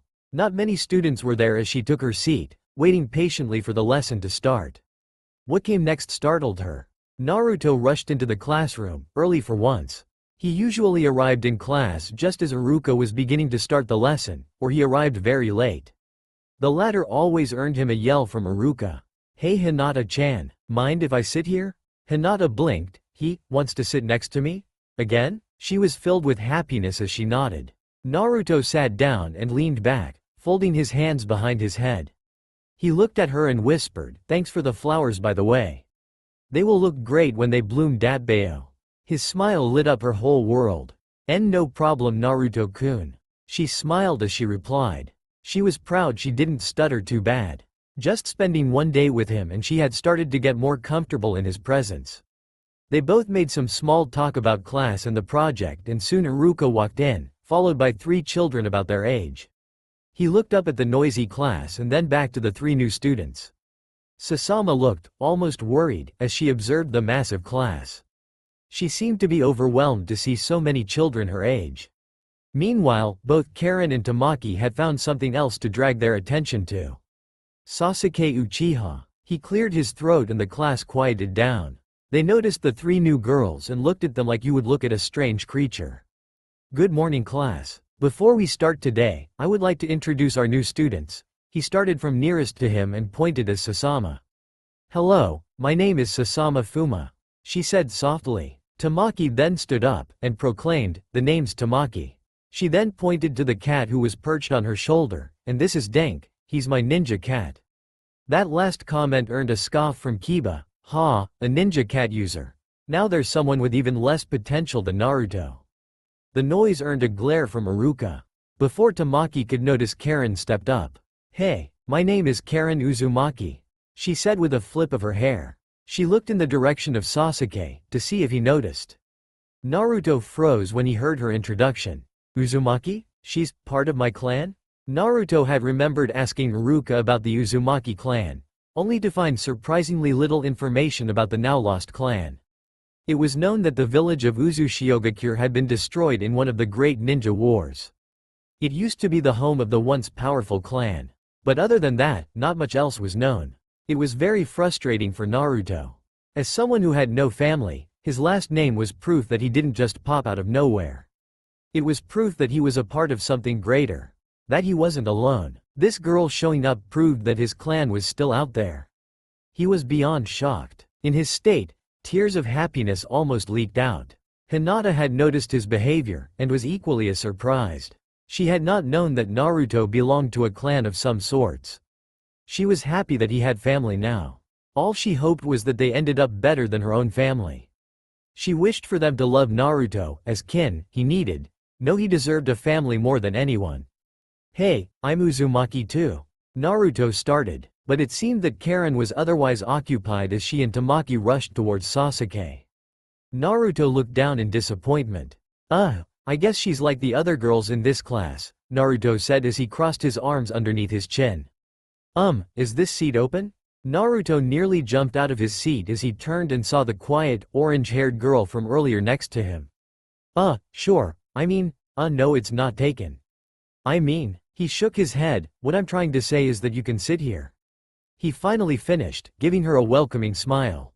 Sasama looked at the peculiar blonde child in front of her. She was not a censor, but her time on the run forced her to up her skills in that area. She felt a powerful, dark aura radiating from him, but confusingly, it was diluted with a brighter, happier aura. However, Naruto looked at her expectantly, almost as if he wanted her to sit with him and the girl next to him. She looked closer at him, trying to see if he was any danger to her. She was careful with who she trusted. Now that some of her own clan had become mere puppets for that scary snake man, she was a bit more reserved. Arashi had told her in the morning to try and make friends. She shrugged and decided, can't hurt to start here, at least that white-eyed girl looks nice enough. She plopped down and sat down next to Hinata. Neither girl talked much to each other. Hinata didn't, mostly because she was just shy. Sasama had never really talked much to children her age, so she had no idea what to bring up to start conversation. Luckily for them, Naruto was an expert in the field. Iruka was busy prying Sasuke's fangirls apart from the two new girls who tried to sit next to him. This gave the three in the back some time to chat. So, what kind of food do you like? Naruto asked nonchalantly. Sasama was taken back by the oddity of the question, she thought but couldn't come up with anything. She shook her head. Well, I can't really think of anything right now, she said, with a nervous laugh. Naruto then smiled wide and looked at Hinata. I think we should take her to eat Chiraku's after class then. What do you say, Hinata-chan? Also, that's her name. Wait, what was this boy's name? Her question was answered seconds later, as a blushing Hinata was trying to sputter out an answer. Hey Naruto, we would like to start class, if that's okay with you. Iruka called out, staring at his student. Naruto sheepishly rubbed the back of his head, as he received glares from everyone. He didn't pay them any attention though. Sorry about that, sensei. Iruka then moved on with the lesson, going into the details of the project. Sasama, who was not there for the introduction of the project, took careful notes of what the requirements were. When they were released for lunch and recess, Naruto and Hinata went outside and ate their lunches together. Today Naruto had remembered his lunch and he ate next to Hinata. They both looked out at the schoolyard. The two new additions to Sasuke's fan club were now stalking him around the playground, unaware that he was actively trying to ignore them. Naruto was still a bit disappointed that Karen was so infatuated with Sasuke. It made him uncomfortable with approaching her, since it would mean that he would have to be in the vicinity of the girls who had made his life hell for so long. What did catch his eyes was a rather lonely-looking Sasama. The girl just sat by herself, finding a little amusement in the other girl's antics. Naruto then addressed his friend. Say, doesn't Sasama look a little lonely? He said to Hinata. The Hyuga nodded, not trusting her voice around Naruto. Let's invite her to come sit with us. He got up and waved. Hey, Sasama. The orange-haired girl looked startled and turned towards him and saw him waving her over. She shrugged and walked over, sitting down next to the other two. Sorry for not introducing ourselves earlier. My name is Naruto Uzumaki, and this is my friend, Hinata Hyuga.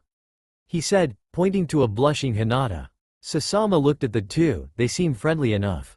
Wait, did he say?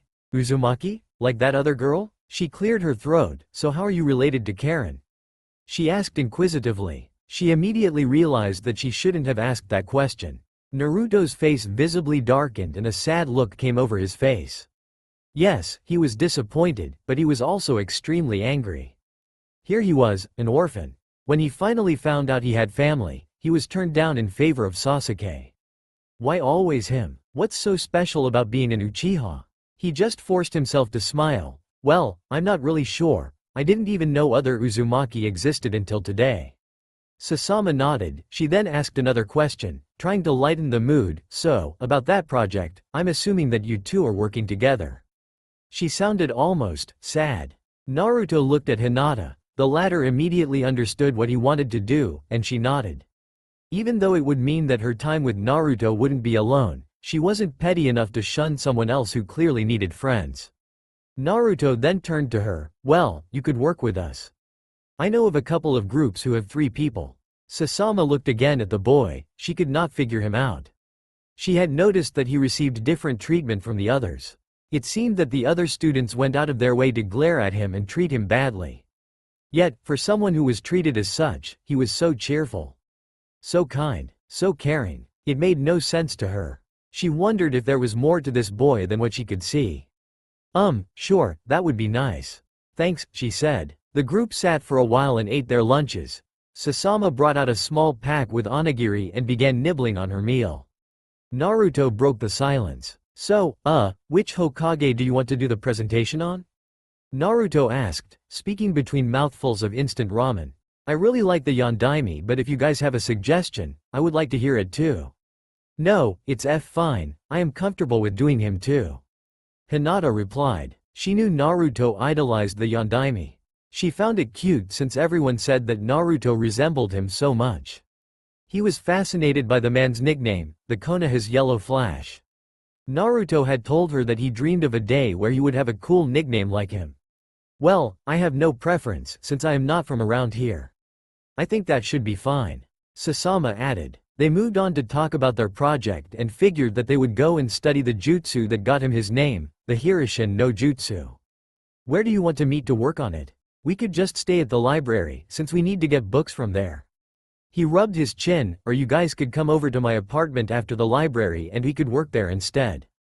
Sasama just nodded her head. I think that should work for me. He's inviting me to his apartment. I've never been inside. Hinata blushed as she looked at her shoes, thinking of how to reply. Her heart took over and turned to him. Let's go to your apartment, Naruto-kun.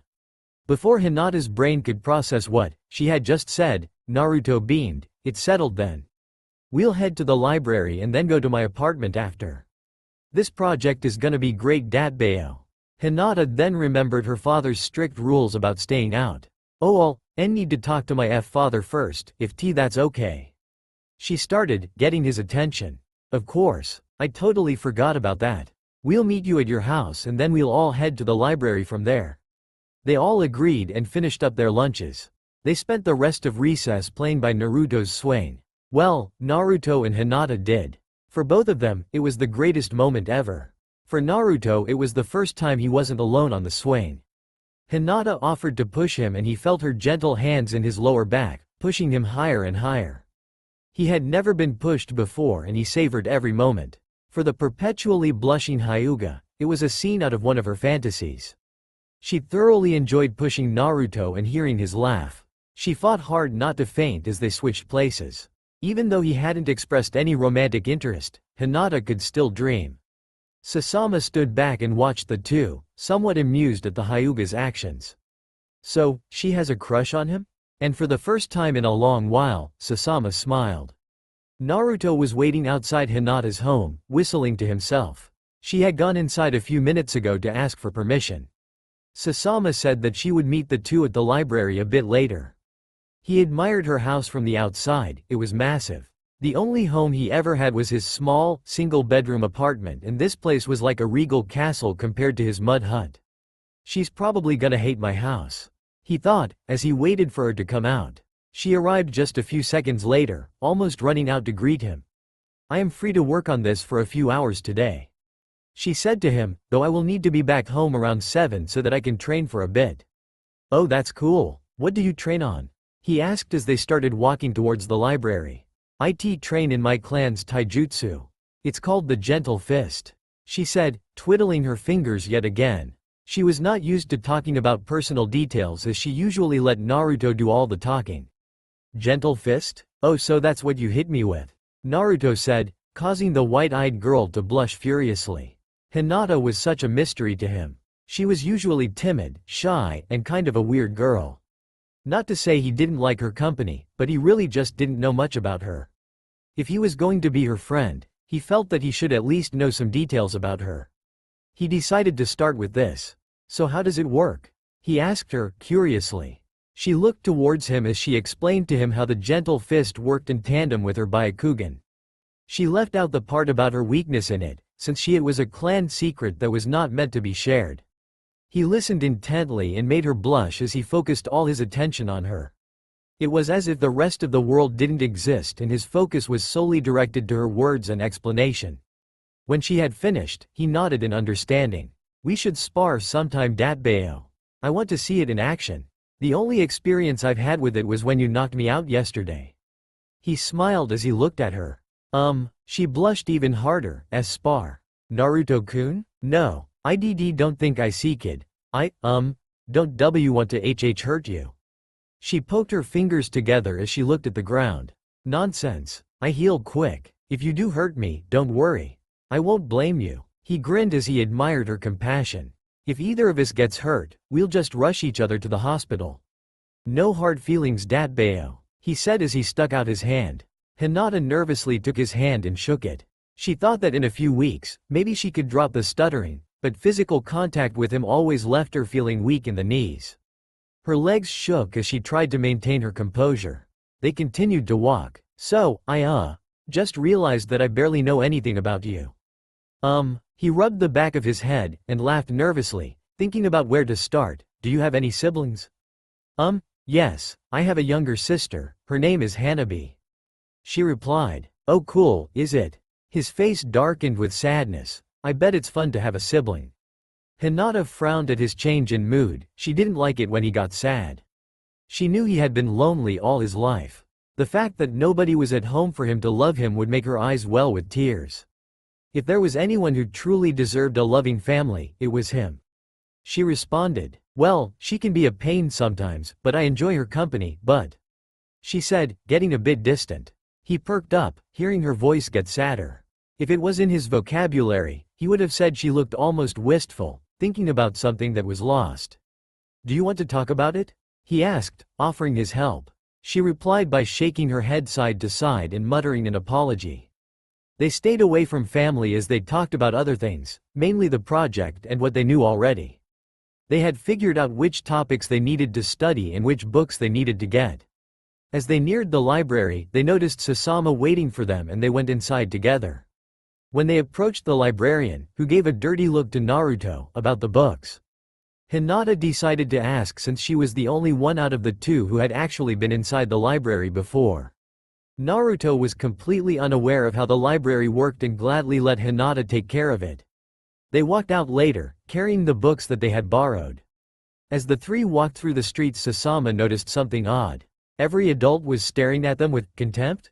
Fear? She couldn't tell. They would walk past and everyone in their vicinity would turn to glare at them, as if they were criminals of some sort. At first she thought they were directed at her. But more and more, she realized that these people projected their emotions onto Naruto. It's that damn troublemaker again. Honey, please make sure you stay away from him. She looked at her new friend to see if any of it was affecting him. He didn't seem to care at all, actually smiling and chatting with Hinata as he did so. This left Sasama extremely baffled. She had one question on her mind: why? Why do they hate him? What did he do? And here we are, Naruto said as they reached the door of his apartment. He then realized something. My place is a mess. I can't have them thinking I'm a slob. Guys? Is it okay if you wait out here for a few minutes? I need to do something really quick. Hinata giggled at his nervousness. She already guessed what he was going to do. Sure. Naruto-kun, we seek and wait. Naruto smiled and rushed inside, closing the door behind him. He looked at the mess around him and groaned. Empty ramen cups littered the floor along with weeks-old cartons of milk, the latter making the place smell like death itself. His sweaty old clothes were strewn about, jumpsuits hanging out of cabinets, pants crumpled up on the floor, and, rather embarrassingly, a pair of underwear sitting on the stove for some reason. How the hell did that even get there? The kitchen was its own nightmare as the floor near the sink was a mess from his attempt to make pancakes for himself last week. He didn't have a ladle to put the batter into the pan and decided he would just tip the mixing bowl and pour the needed batter. The result was the mixing bowl toppling over and half of the batter landing on him and the other half landing on the floor. Now is when I wish I could just make clones and do all this work faster, he muttered to himself as he began rushing around. He zipped through his apartment, first dealing with the clothes and trash. He picked up all his clothes and threw them in his washing machine, turning it on and letting it run. He then raced around with a trash bag, picking up the trash that carpeted his floor and then throwing the trash bag out the window that led to the dumpster below. He missed and heard a crashing sound below and a rather terrified meow of a cat that was caught in the path of his waist. He winced but continued on as he brought out the mop he had never used and furiously scrubbed the kitchen floor as he continued to clean. When it was all done, he ran around, spraying some air freshener to mask the horrible smell as he checked his apartment once more. Outside, Hinata was patiently waiting, and giggling at the noises coming from inside. She could only imagine what he could be doing. Sasama watched on, just as amused, not just by Naruto but by Hinata's actions too. Have you told him yet? She prodded, teasingly. Hinata spun around, frightened. No. She doesn't know. Does she? T told him what? Hinata asked, hoping for the best. Her hopes were shattered when Sasama let out a grin. Oh, you know, that you love him. Hinata eeped and sputtered, looking for an answer. But it never came, since before she knew it, the door rapidly swung open to reveal a panting but smiling Naruto, beckoning the two to come in. I know my place isn't all that big, at least compared to yours, Hinata-chan, but I hope it's okay, he said as she walked in. She took in her surroundings as a smile crept onto her face.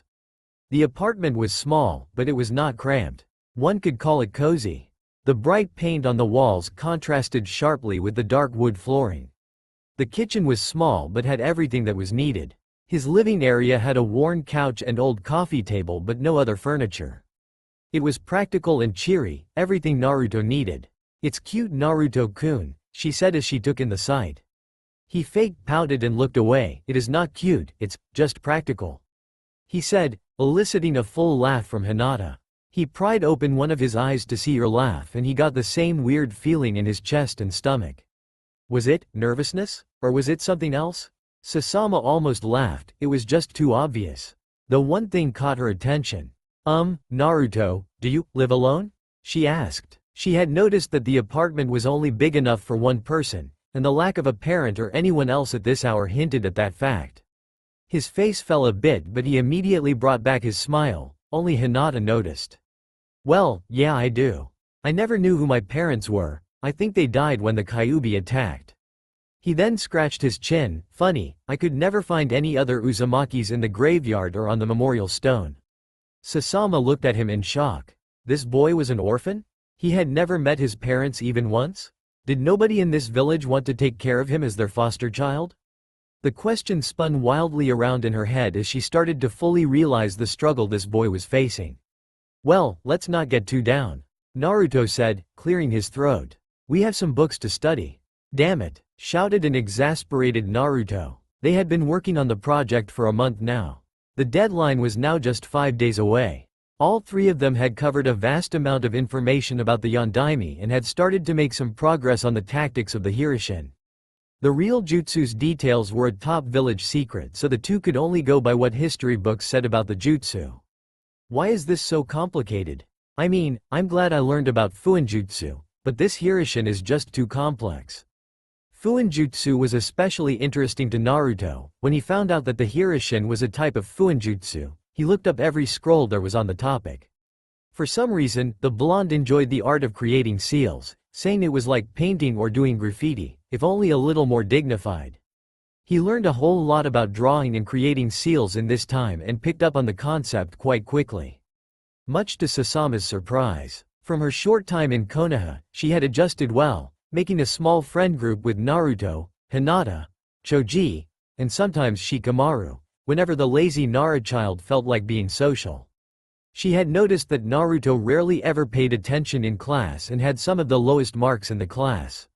When he had picked up the art of sealing so quickly, she had been shocked. In no time, he was creating his own tags for some of his pranks, which Sasama found amusing, only if you were not on the receiving end. She had once made the mistake of not checking the label on some of the scrolls in Naruto's apartment when a bucket of water spit out its contents in a torrential stream. Naruto had profusely apologized for the mistake and vowed to more clearly organize the mess of reading material in his apartment. Despite his knowledge of Fuinjutsu, spacetime ninjutsu was still something he couldn't wrap his head around. Sealing paint into a scroll for a prank? Easy. But the thought of transporting all of your matter to a single seal? He couldn't wrap his head around the physics of that. Hinata looked at him with concern. She had no real interest in Fuinjutsu but was trying her best to understand the seal. She was extremely impressed at how quickly Naruto was able to pick up the foundation. "Naruto-kun, every jutsu has basics that you need to understand," she said. "Does a baby immediately start walking?" she asked him. "What does that have to do with this?" Naruto asked, tilting his head. "Well, when you were born, you couldn't walk right away, you had to crawl first. It's the same with ninjutsu, you need to start with the basics to get to the final result," she explained to him, hoping the example would help. He scratched his chin in thought. Yeah, it's kind of like waiting for water to boil for instant ramen too. His eyes lit up in understanding. Hinata giggled at his analogy and quick thinking. "Yes, exactly," she said as they returned to the books. The last 4 days went by better with Naruto now focused. They decided that they finally had enough information and began working on how they would present it. Wow, Naruto, Hinata, and Sasama. That was a very well constructed project. Top marks for all of you. He gave them both a warm smile. Naruto just grinned and shot him a thumbs up. Hinata blushed from the praise and gave a polite bow. Sasama smiled softly and thanked their sensei for the compliments. The class just whispered among themselves. Oh, Hinata and that new girl probably just did all the work. Is Iruka just playing favorites here? His presentation was kind of better than Sasuke's though. The last comment reached Sasuke's fan club and they internally growled but didn't reply. Sasuke had given a presentation by himself where he had sat in front of the class, hands in his pockets, as he muttered a quick presentation on the Shoden Hokage. He never once made eye contact with anyone and quickly returned to his seat after his presentation, not wanting to waste another minute in front of the class. Naruto's group, on the other hand, had a presentation that was full of useful and interesting information. Naruto sounded like an expert, discussing the Yondaime's mastery of Fuinjutsu and how it led to him revamping the jutsu of the Naidame Hokage. His particular lines had the added benefit of his sense of humor, which made the class laugh from time to time and made the presentation overall much more enjoyable. He even demonstrated some basic Fuinjutsu to the class, surprising them all when he managed to seal his own lunch inside a scroll.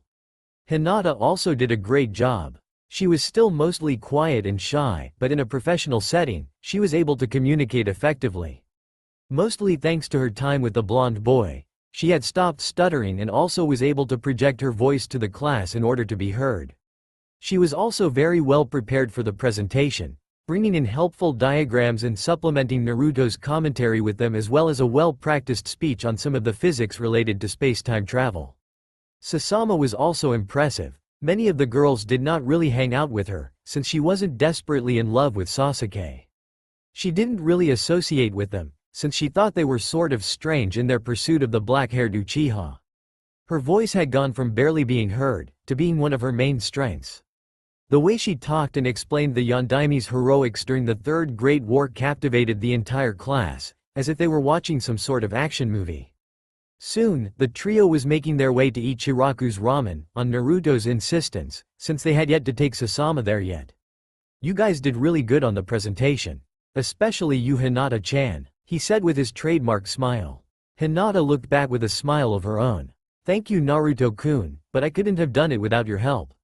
Ah, what do you mean? I barely did anything, you're the smart one here.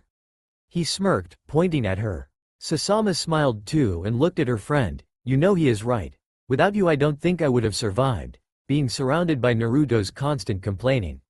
She ended the statement with a smirk aimed at the now pouting blonde boy.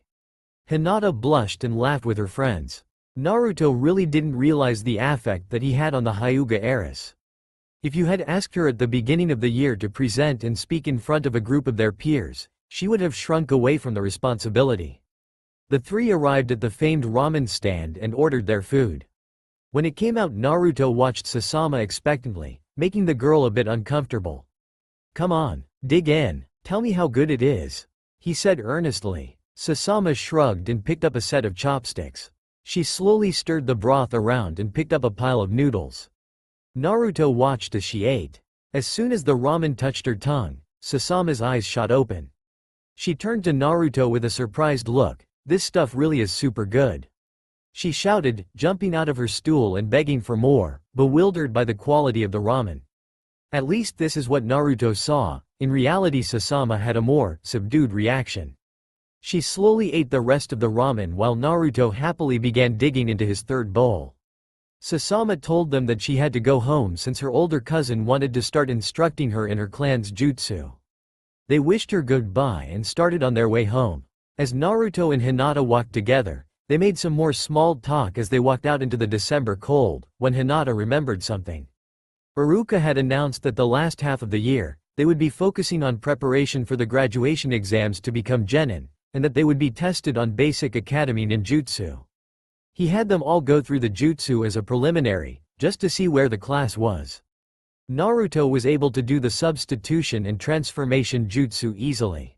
This was not a surprise since the transformation jutsu was something he mastered at a young age and had been using it for years. He figured out the substitution jutsu while studying the Hirishin basics. Like the Hirishin, it was a transportation jutsu, but unlike the Hirishin, it was ninjutsu, as opposed to fuinjutsu. However, when it came to the clone jutsu, he was not able to make a single passable clone. This worried Hinata since she really wanted him to pass for two reasons. First, she wanted him to take the next step towards becoming Hokage. Him being held back in the academy would not let him develop as a ninja. The second reason was a bit more selfish, as she wanted to have a chance to be on the same Genin squad as him later that year. Silence, pure and undisturbed peace. He would often come here to think, to reflect, to escape. It was his special place, where nobody would disturb him. Nobody pestered him. Nobody bullied him for being Naruto Uzumaki. He sat on the stone face of the Yondaime Hokage. It was the best part of Konoha in his eyes. He could see the whole village stretching out before him. Since these stone faces were off limits, he didn't have to worry about villagers tormenting him. Why? Why do they do it? It was a question that Naruto, despite his 12 years of living, had failed to answer. He was not known for being too terribly analytical, but that was on purpose. He rarely ever showed this side of him to anyone. He was too concerned with keeping up the image of the happy, carefree hooligan to let his real mind shine through. After he and Hinata parted ways the day before, he felt warm, like he wasn't alone anymore. When he approached his home again, he didn't really feel the cold of loneliness anymore. It was as if Hinata had lit the furnace in his soul that warmed his living space. He still couldn't really comprehend what was going on, until one word formed in his head. Bonds. Something he had thought impossible for himself, he had created in just a few months. It was enough to put a smile on his face.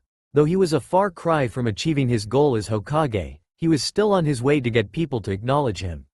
It all started because Jii-san and Iruka-sensei believed in me. He thought, remembering the moment that changed his outlook completely. Ever since Iruka had said those words, Naruto began working harder than ever before. This was evidenced in his performance during the project that he had presented to the class. He had studied Fuinjutsu like his life depended on it. He had been hoping that he could possibly master the famous jutsu devised by the Nidaime Hokage, but there was still too much missing information for that. It would have been so cool to have the jutsu that made the Yondaime the yellow flash of Konoha. He didn't even recognize the change of his work ethic until Iruka had pointed it out to him. They had been having one of their weekly ramen dinners at Ichiraku's when Naruto was telling Iruka about his new endeavor. It had shocked the Chunin to see just how well Naruto was applying himself to his classwork, now that he had real motivation. It seemed he had a much bigger impact on the boy than he had thought. It was something that made Iruka immensely happy. Ever since he had heard and been inspired by the Sandaime's talk about the will of fire, Iruka knew that his lifetime goal would be to have that same effect on one of his students, and to continue to foster the next generation of Konoha shinobi. Despite all of this, Naruto was still troubled. Other than his new friends, the vast majority Konoha had treated him as if he was a disease. It never made sense. It didn't make sense now.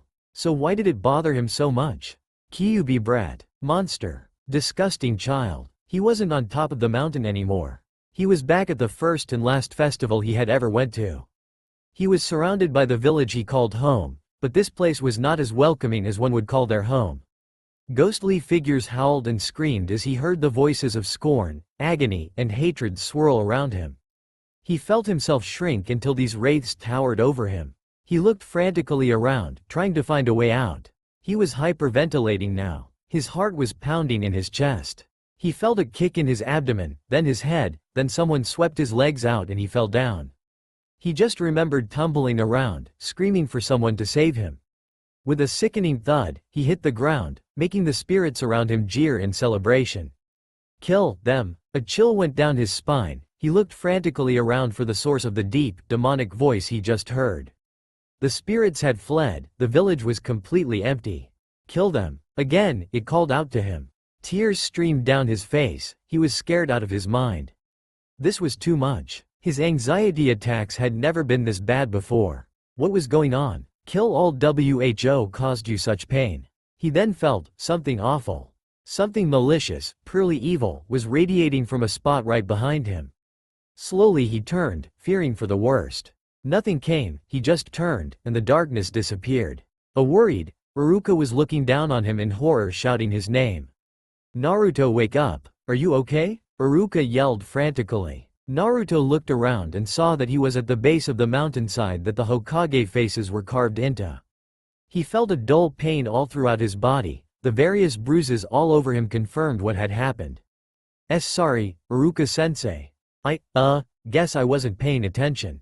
I think I'm okay, Naruto said, though not with his usual smile. He was too deep in thought, trying to understand what just happened. Iruka looked at his student in worry. If he hadn't been delivering this fall's academy results to the Hokage office, he would have never found Naruto like this. He shuddered at the thought of what some of the villagers would have done, had they seen the blonde lying, defeated on the ground. Are you sure? I could take you to the hospital and have them check up on you. Iruka worryingly added on. Naruto just responded by shaking his head and getting up, albeit a little painfully. Don't worry, sensei. I heal quick, I'll be fine after about a day or two. See ya. He put on his smile, in hopes Iruka wouldn't worry about him. I need some time, he thought as he ran away. What had just been said to him bothered him. Yes, he was angry about his treatment. But killing all those who had hurt him just seemed, well, wrong. Yet this darkness had told him, no, it had commanded him to take his revenge. The more he thought about it, the more confused he got. One could argue that those who treated him so poorly should suffer, but at the same time, what good would it do? People would only know him as a killer, and then he would be 100% sure that he indeed was a demon. Is it worth it? Maybe I won't be frustrated anymore about why these people hate me. I'll have given them a reason. No, I want to be acknowledged, not feared, right? He shook his head, thinking of such things right now wouldn't do him any good. He was determined to spend his winter break training to be a better shinobi. He would return to this after he graduated from the academy. He made that promise to himself as he raced home. Hiruzen was not surprised when the red-haired woman was escorted into his office. He was not surprised to see the genuine happiness on her face. Yes, these moments where when it was truly great to be a Kage. Moments where he could help those in need made all those hours spent on paperwork worth it. It made all those infuriatingly long council meetings worth it. It made the stress on his old body worth it. Kazani Uzumaki had come to Hiruzen on that night in October with the intent of immigrating to Konoha. The difficulties of covering up her disappearance from Kusagakure had taken a few months. He had hoped that they already believed her to be dead, but this woman was no shinobi, she was not trained to cover her tracks. Thankfully, those in Kusa never had any interest in the woman's clan, and as such did not realize that she was of the now, or previously believed to be, extinct Uzumaki clan. The Anbu under Hiruzen were able to conjure up enough false evidence to convince the Kusa officials that arrived in Konoha that the woman they believed had run away had died somewhere between Konoha and Kusa.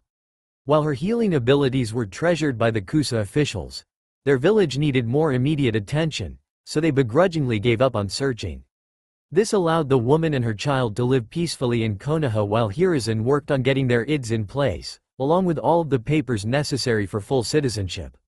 The woman didn't even need to change her legal name, since Kusa hadn't even bothered to give her or her child proper citizenship. Hokage-sama, I cannot thank you enough, the woman said, completely overjoyed. How long had it been that she was on the run? When was the last time she truly felt safe? Here in this village, she wouldn't be forced to heal and give her chakra away like a slave, and she would be able to stay alive and be there for her daughter too. Despite all that you have done for me, Kazani faltered, I still have one request from you. Hiruzen raised an eyebrow, letting her know to continue. She was a kind woman, who was free from greed. If she wanted something, it would more than likely be something that he could grant. I was wanting to take the other Uzumaki under my care, she said, breaking the silence of Hiruzen's thoughts. I know that he is an orphan, but I am willing to be the mother that he needs. Hiruzen sighed deeply. How could he explain to her what Naruto's burden was? It remained an S-rank secret, known only to those on the council. It was a conflict that did not go unnoticed by the Uzumaki, having seen the frown that developed on his face. However, just like her distant relative Naruto, she possessed a stubbornness that was unrivaled by any outside their clan. I know I may be asking for a lot, but I know what it is like to wonder if you have family. Hiruzen winced at her words. While I had Karen with me, he had nobody. I want him to feel at home with us. I also do not like that this whole village scorns him. Kazani now looked directly at Hiruzen. From what I heard, all that boy has done are some harmless pranks, but those don't explain the immense hatred that I see getting thrown at him. She sighed. That boy deserves a family, he needs someone to comfort him. I am willing to play that role for him no matter what, she said, finishing with a confident stare at the Sandaime. Hiruzen chuckled. You remind me so much of Mito-sama. She was just as adamant as you when it came to kinship and blood ties. Kazani looked skeptically, wondering where he was going. The case of Naruto Uzumaki is a special one. He started, I think I might as well let her know. Better she learned the truth from me rather than from the rumor mill. With a hand sign he activated the privacy seals in his room. While there was only the Anbu guard outside the door, he did not want this secret leaked, even to his most trusted operatives. What I am about to reveal to you is an S-ranked secret, punishable by death. Do you swear to secrecy? Kazani nodded, having already made up her mind. Naruto-kun has a special burden placed on him. He maintains the power between nations. He has the potential to deter war as well as the potential to start it. He is the one who protects us all from absolute annihilation. Kazani nodded slowly, not seeing what exactly he meant. Hiruzen then opened his closed eyes and looked straight at her. What do you know about the Kyuubi no Kitsune? He asked. She was a bit confused by his line of questioning and shrugged.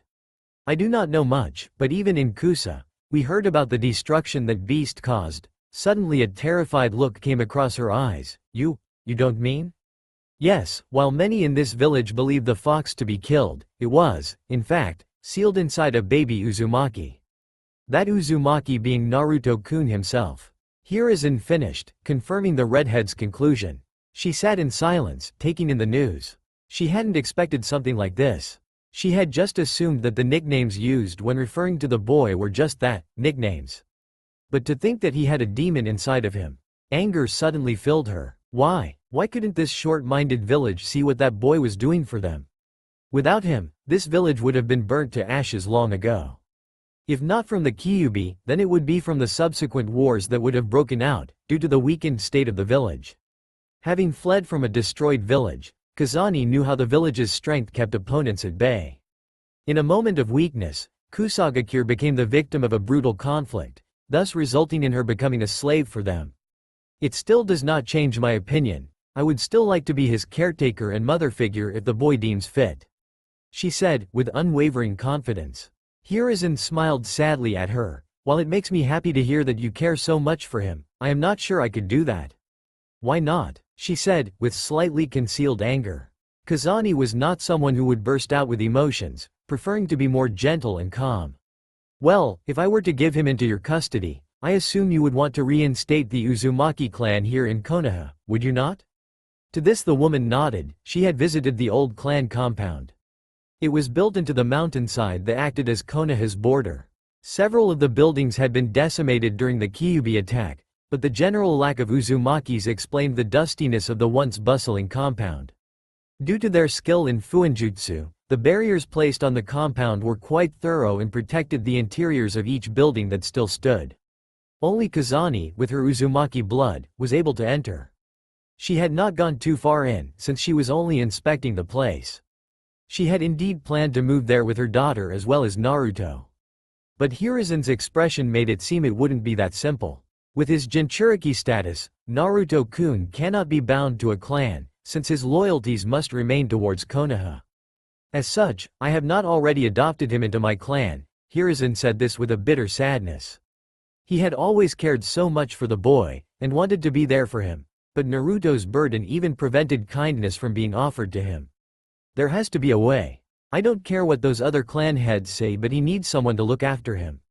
Kazani felt defeated. Why could it be so hard just to help out family? Relax, Hiruzen had already planned for this difficulty. When he turns 16 or attains the rank of Chunin, I can name him as clan head of the Uzumaki clan. As such, you will all be able to live on the Uzumaki compound together. The boy is only 12 now. Are you sure this is the only way? She was hoping he would say no. I know it seems like a long time, but trust me, you should not underestimate Naruto-kun. He can be surprisingly resourceful. He said with a smile. Kazani contemplated her options. In the end, this seemed like the best option for her. Wait until the boy was old enough to be named clan head and then move in with him. The best part was that since their clan only consisted of 3 people, they wouldn't have to attend the council meetings. Kazani sighed defeatedly, but then she got an idea. While the laws say he cannot be legally part of my family and that I cannot live with him, it does not say anything about befriending the boy, does it? She said with a twinkle in her eyes. No, I suppose it does not. Well then, I better be on my way. Thank you again, Hokage-sama.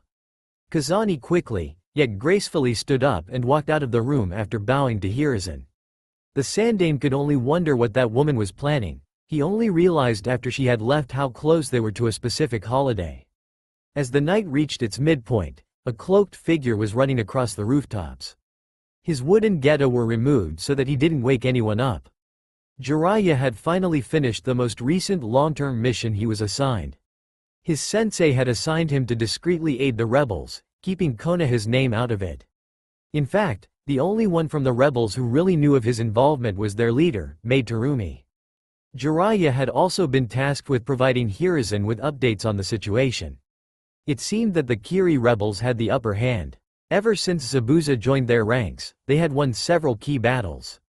What worried him was the Yondaime Mizukage. According to his intelligence, all evidence pointed to him being under someone's control. It was worrying that someone had managed to trick someone as powerful as the Sanbi Jinchuriki. It was rumored that the man had complete control over his Biju, and as such had been named Mizukage. What worried him more than a fully tamed Biju was the strange change in the Mizukage's demeanor.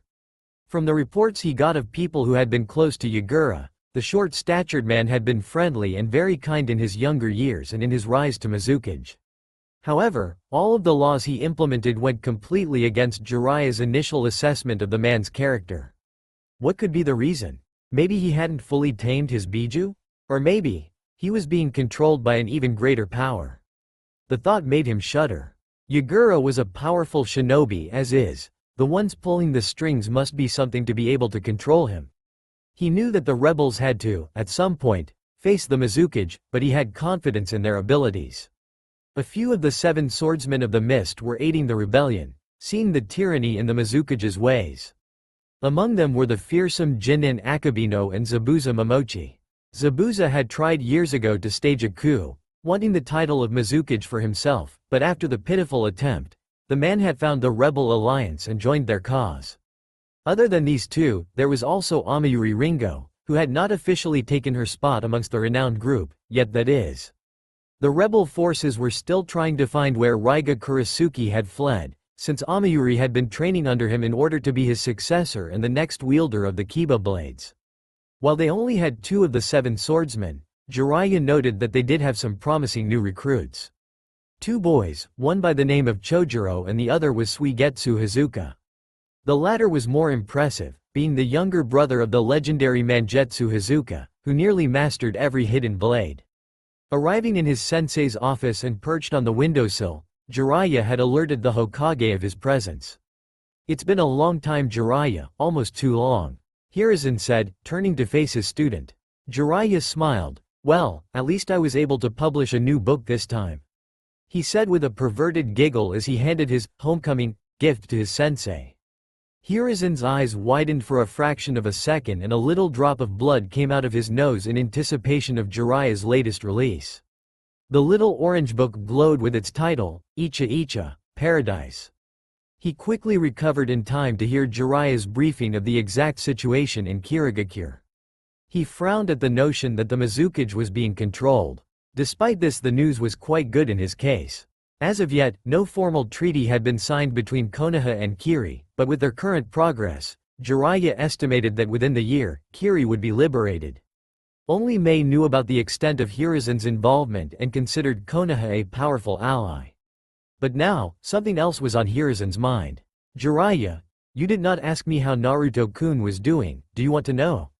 he asked, eyeing his student. Jiraiya just sighed. He knew he had been a horrible godfather to Naruto. He regretted not being there for him his whole life.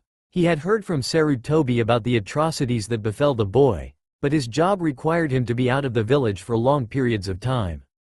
At most, he would usually only spend a week back in Konoha, usually just to visit the bathhouses and get inspiration for his best-selling works.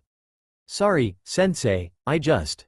Jiraiya sighed. The thought of the boy hurt so much. Doubly so for him, since when he looked at the boy, all he saw was his failure in keeping Minato alive. "I know, it is hard to not think about your mistakes, Jiraiya, but I will be the first to tell you, you need to move on. Do not forget the people who are gone but live to cherish their memory. Facing Naruto-kun is tough for me too." His sensei's face contorted, showing his true age for once. Every time I see him he reminds me so much of Minato, and when he opens his mouth he reminds me more of Kushina. He chuckled to himself and the white-haired Sannin also smiled on sadly. But I am committed to protecting him and this village, and to do that I must be there for him, to talk to, and to guide. I fear that if I had left him alone, he could have become a monster at this point. Hiruzen then looked up at his student, eyeing him. I hear that he is about to take the academy graduation exam. Hiruzen said, since many of his teachers do not like teaching him, he will need someone to train him and get him ready to become a genin. Wouldn't you agree? Hiruzen raised an eyebrow. Ha! Jiraiya scoffed, the academy curriculum is bullshit. Any half-assed shinobi could pass it with their eyes closed. If I were you, and I'm not saying I want to be, Hiruzen scowled, I would make the academy curriculum a bit tougher, and actually teach them useful skills and better prepare them for the ninja world. As of right now, I doubt he would need much help. Hiruzen stared angrily at his student, and Jiraiya held up his hand to stop the upcoming lecture. Don't worry sensei, you're right. I need to face him. Maybe in a few weeks.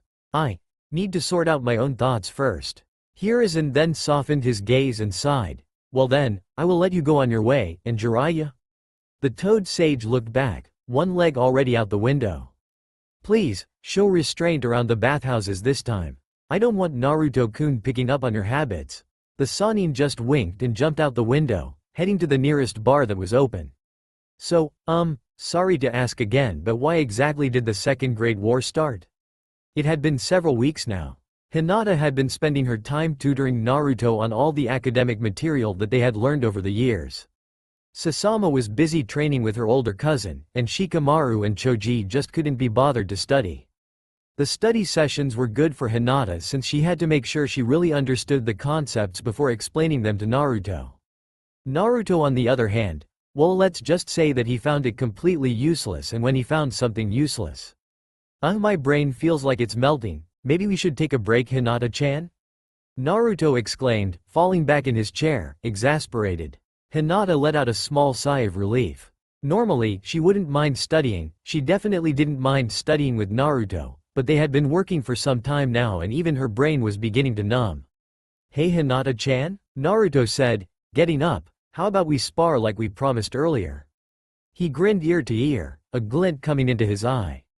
Hinata blushed and cursed her heart for speeding up. No matter how comfortable she had gotten in his presence over the last few months, she was still a victim to his smile. The way his whiskers crinkled as his smile took over, the way his eyes gleamed with happiness. She never really understood how he did it. She knew better than anyone how much sadness was trapped behind his eyes. Yet when he smiled to her, it was as if the sadness never even existed.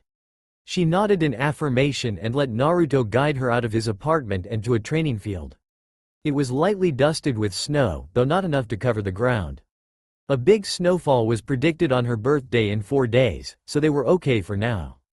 Alright, remember Hinata-chan, no holding back and no hard feelings afterwards. Naruto smirked as he entered his fighting stance. Hinata giggled at him and replied, "Oh okay Naruto-kun," she said through a small smile as she dropped her hands into the gentle fist-fighting stance. Naruto looked at her quizzically, what a weird stance. He thought to himself. He then shook his head and charged. Hinata made a hand sign and shouted, Byakugan. The veins on her face popped out as her brain took in the 360-degree panoramic view around her. She saw Naruto barreling towards her, his fist cocked back for a haymaker punch. She dodged easily, rolling under his arm. She got up, almost ready to attack when he appeared in front of her again, this time leading with a wild kick aimed nowhere in particular. Hinata ducked under the kick and aimed at the tenketsu at his ankle. When he dropped his right foot to regain his footing, his ankle buckled, and he fell to the ground. Whoa, what was that? He cried as he rubbed his butt, getting off the ground. Oh sorry Naruto-kun, I didn't mean to hurt you, Hinata said, scared out of her mind. Naruto just chuckled as her turn to address her. No Hinata-chan, you're fine. I told you to go all out anyways. Was that what your family's taijutsu can do? He was surprised, for someone like Hinata, it was a powerful fighting style. He was impressed by her strength and wanted to know more. Hinata blinked as relief flowed through her body. If he's smiling it can't be that bad. She thought as she explained how the gentle fist systematically took down a person by inflicting internal damage. Since she had tutored Naruto on the anatomy of the chakra structure, he understood what tenketsu were and didn't need too much explanation. Afterwards he just grinned and returned to sparring. They traded blows back and forth. Well, more like Hinata dodged every one of Naruto's wild and uncontrolled attacks and managed to land tenketsu strikes on him as he flailed around. She wasn't putting any chakra in them, since she knew how much it hurt. Naruto showed no signs of noticing this. He continued to attack, in his odd and unrefined form. He did manage to catch her by surprise once and swept her feet out from under her with a kick from his left leg. However, he wasn't able to take advantage as Hinata rolled backwards gracefully, out of the reach of his short arms. She got up to him bearing down on her. She barely had time to think as she instinctively dodged and watched as he ran face first into a tree. With a sickening crunch, he was knocked back and fell to the ground, a dazed look coming over his eyes. Hinata's breath caught in her chest as she deactivated her Byakugan and ran over to Naruto. "Oh no, Naruto-kun, are you okay?" she asked, concern lacing her voice. She grabbed his shoulders and gently shook him out of his daze. He was groaning and holding his head. She instinctively activated her Byakugan, seeing if there were any broken bones. She gasped as she saw his nose quickly repairing itself. Within a few seconds it was as if he had never been hit there his entire life. As soon as she deactivated her Kekkei Genkei, her was staring at her and smiling. Her face immediately colored as red as a neon sign and steam began to come off her head. "Wow, that was amazing, Hinata-chan. You really are super strong," Naruto said as he smiled at her. She bit her lip in embarrassment. Nobody had ever called her strong before. She was not used to taking compliments and it made the whole situation awkward for her. She immediately turned away to hide her blush from him. Naruto looked at her in confusion. "What's going on? Did I say something wrong? Is she mad?" Sorry Hinata-chan, I didn't mean to." She turned quickly, cursing herself for becoming self-conscious from a compliment on her fighting. No, it's okay. Thank you Naruto-kun. You did take me by surprise a few times but She paused. This part was hardest to admit about herself. "I am still too weak," she said, sadly. Naruto looked at her and waved his finger in a scolding manner. "Don't say that. You're really strong, you had me there." Hinata blushed even harder at the continued praise. He actually thinks that I am strong? He looked at the setting sun, not realizing how late it was. "Well, looks like I'll have to go. See you later Hinata-chan," he said as he got up and dusted his clothes off. Naruto-kun," Hinata started, poking her fingers together. "I can't train this week," she replied sadly. He was confused. Why not?" "Well, Christmas is coming up and so is my birthday. I will be needed at the Hyuga compound," she said, still not looking up. "Oh," Naruto replied. He forgot about Christmas, mostly because he never had anyone to celebrate with. The holiday only brought him sadness. He would usually just sit inside by himself, keeping himself busy by either gardening or watching TV. He would sometimes leave the house to sit on top of the Yondaime's head and reflect on the whole city. Either way, he knew it was a special day for everyone else so he wouldn't let his attitude ruin it for his friend. He had an idea suddenly, and a smile crept on his face. "Oh, your birthday, huh? When is it?" He grinned at her as she looked up. "It's the 27th, I will be celebrating it with my clan," she said bitterly. Celebration wasn't really the word she would use to describe her birthday. This holiday season only reminded her of the pain of growing up a failure. Every year, her clan would just talk behind her back about how useless and weak she was. She tried as hard as she could to forget about it, but tears were slowly forcing their way out of her eyes. She then remembered Naruto-kun is so strong, he smiles even when he is sad. If he can do it, so can I. I need to be strong. The memory pushed her emotions away and a small smile crept onto her face. Despite her smile, Naruto recognized something about it. It was his smile, the one he put on when he faked his happy attitude to the world. He knew she was sad but decided that it would be better to not call her out on it. "Oh, I see. Well, happy early birthday Hinata-chan," he said as he smiled. "I have to get going so I won't keep you any longer. See ya," he waved as he ran off. Hinata's heart was doing its own taijutsu exercise against her ribs. Her stomach was flying around inside her and her nerves were on fire. He wished me happy birthday? She thought incredulously. She then turned and walked back to the Hyuga compound, dreaming of spending Christmas and her birthday with her precious Naruto-kun. He stared out his window. Each home in Konoha reminded him of a candle. The warm yellow glow of light stuck out from the white background. Each of these pockets of warmth seemed so close, but so far at the same time. It wasn't a new feeling. This happened almost every year. The residents of Konoha would all go with their families and spend time with family and with each other. They never wanted to spend time with him. If he even dared to step foot into town for whatever reason, he would be met with hateful glares, shopkeepers closing their stores early not for the Christmas holiday, but because they refused to serve him. He began wondering, was it worth enduring all the hatred, all the malice, all the mean words and bullying? Was it worth it in the end just to look past that and continue working hard? He was scared. The voice from the anxiety attack he had a few days ago had told him to kill, to destroy. The offer was tempting. Sure, he could kill every single one of the people in the village, why wouldn't he? They clearly didn't want to treat him as human, they would rather have him die some horrible death. But in the end, would it really help him? The Sandaime had made a habit of rambling on about hatred and peace to Naruto, thinking the boy would probably not be paying any attention. However, contrary to that, Naruto had listened.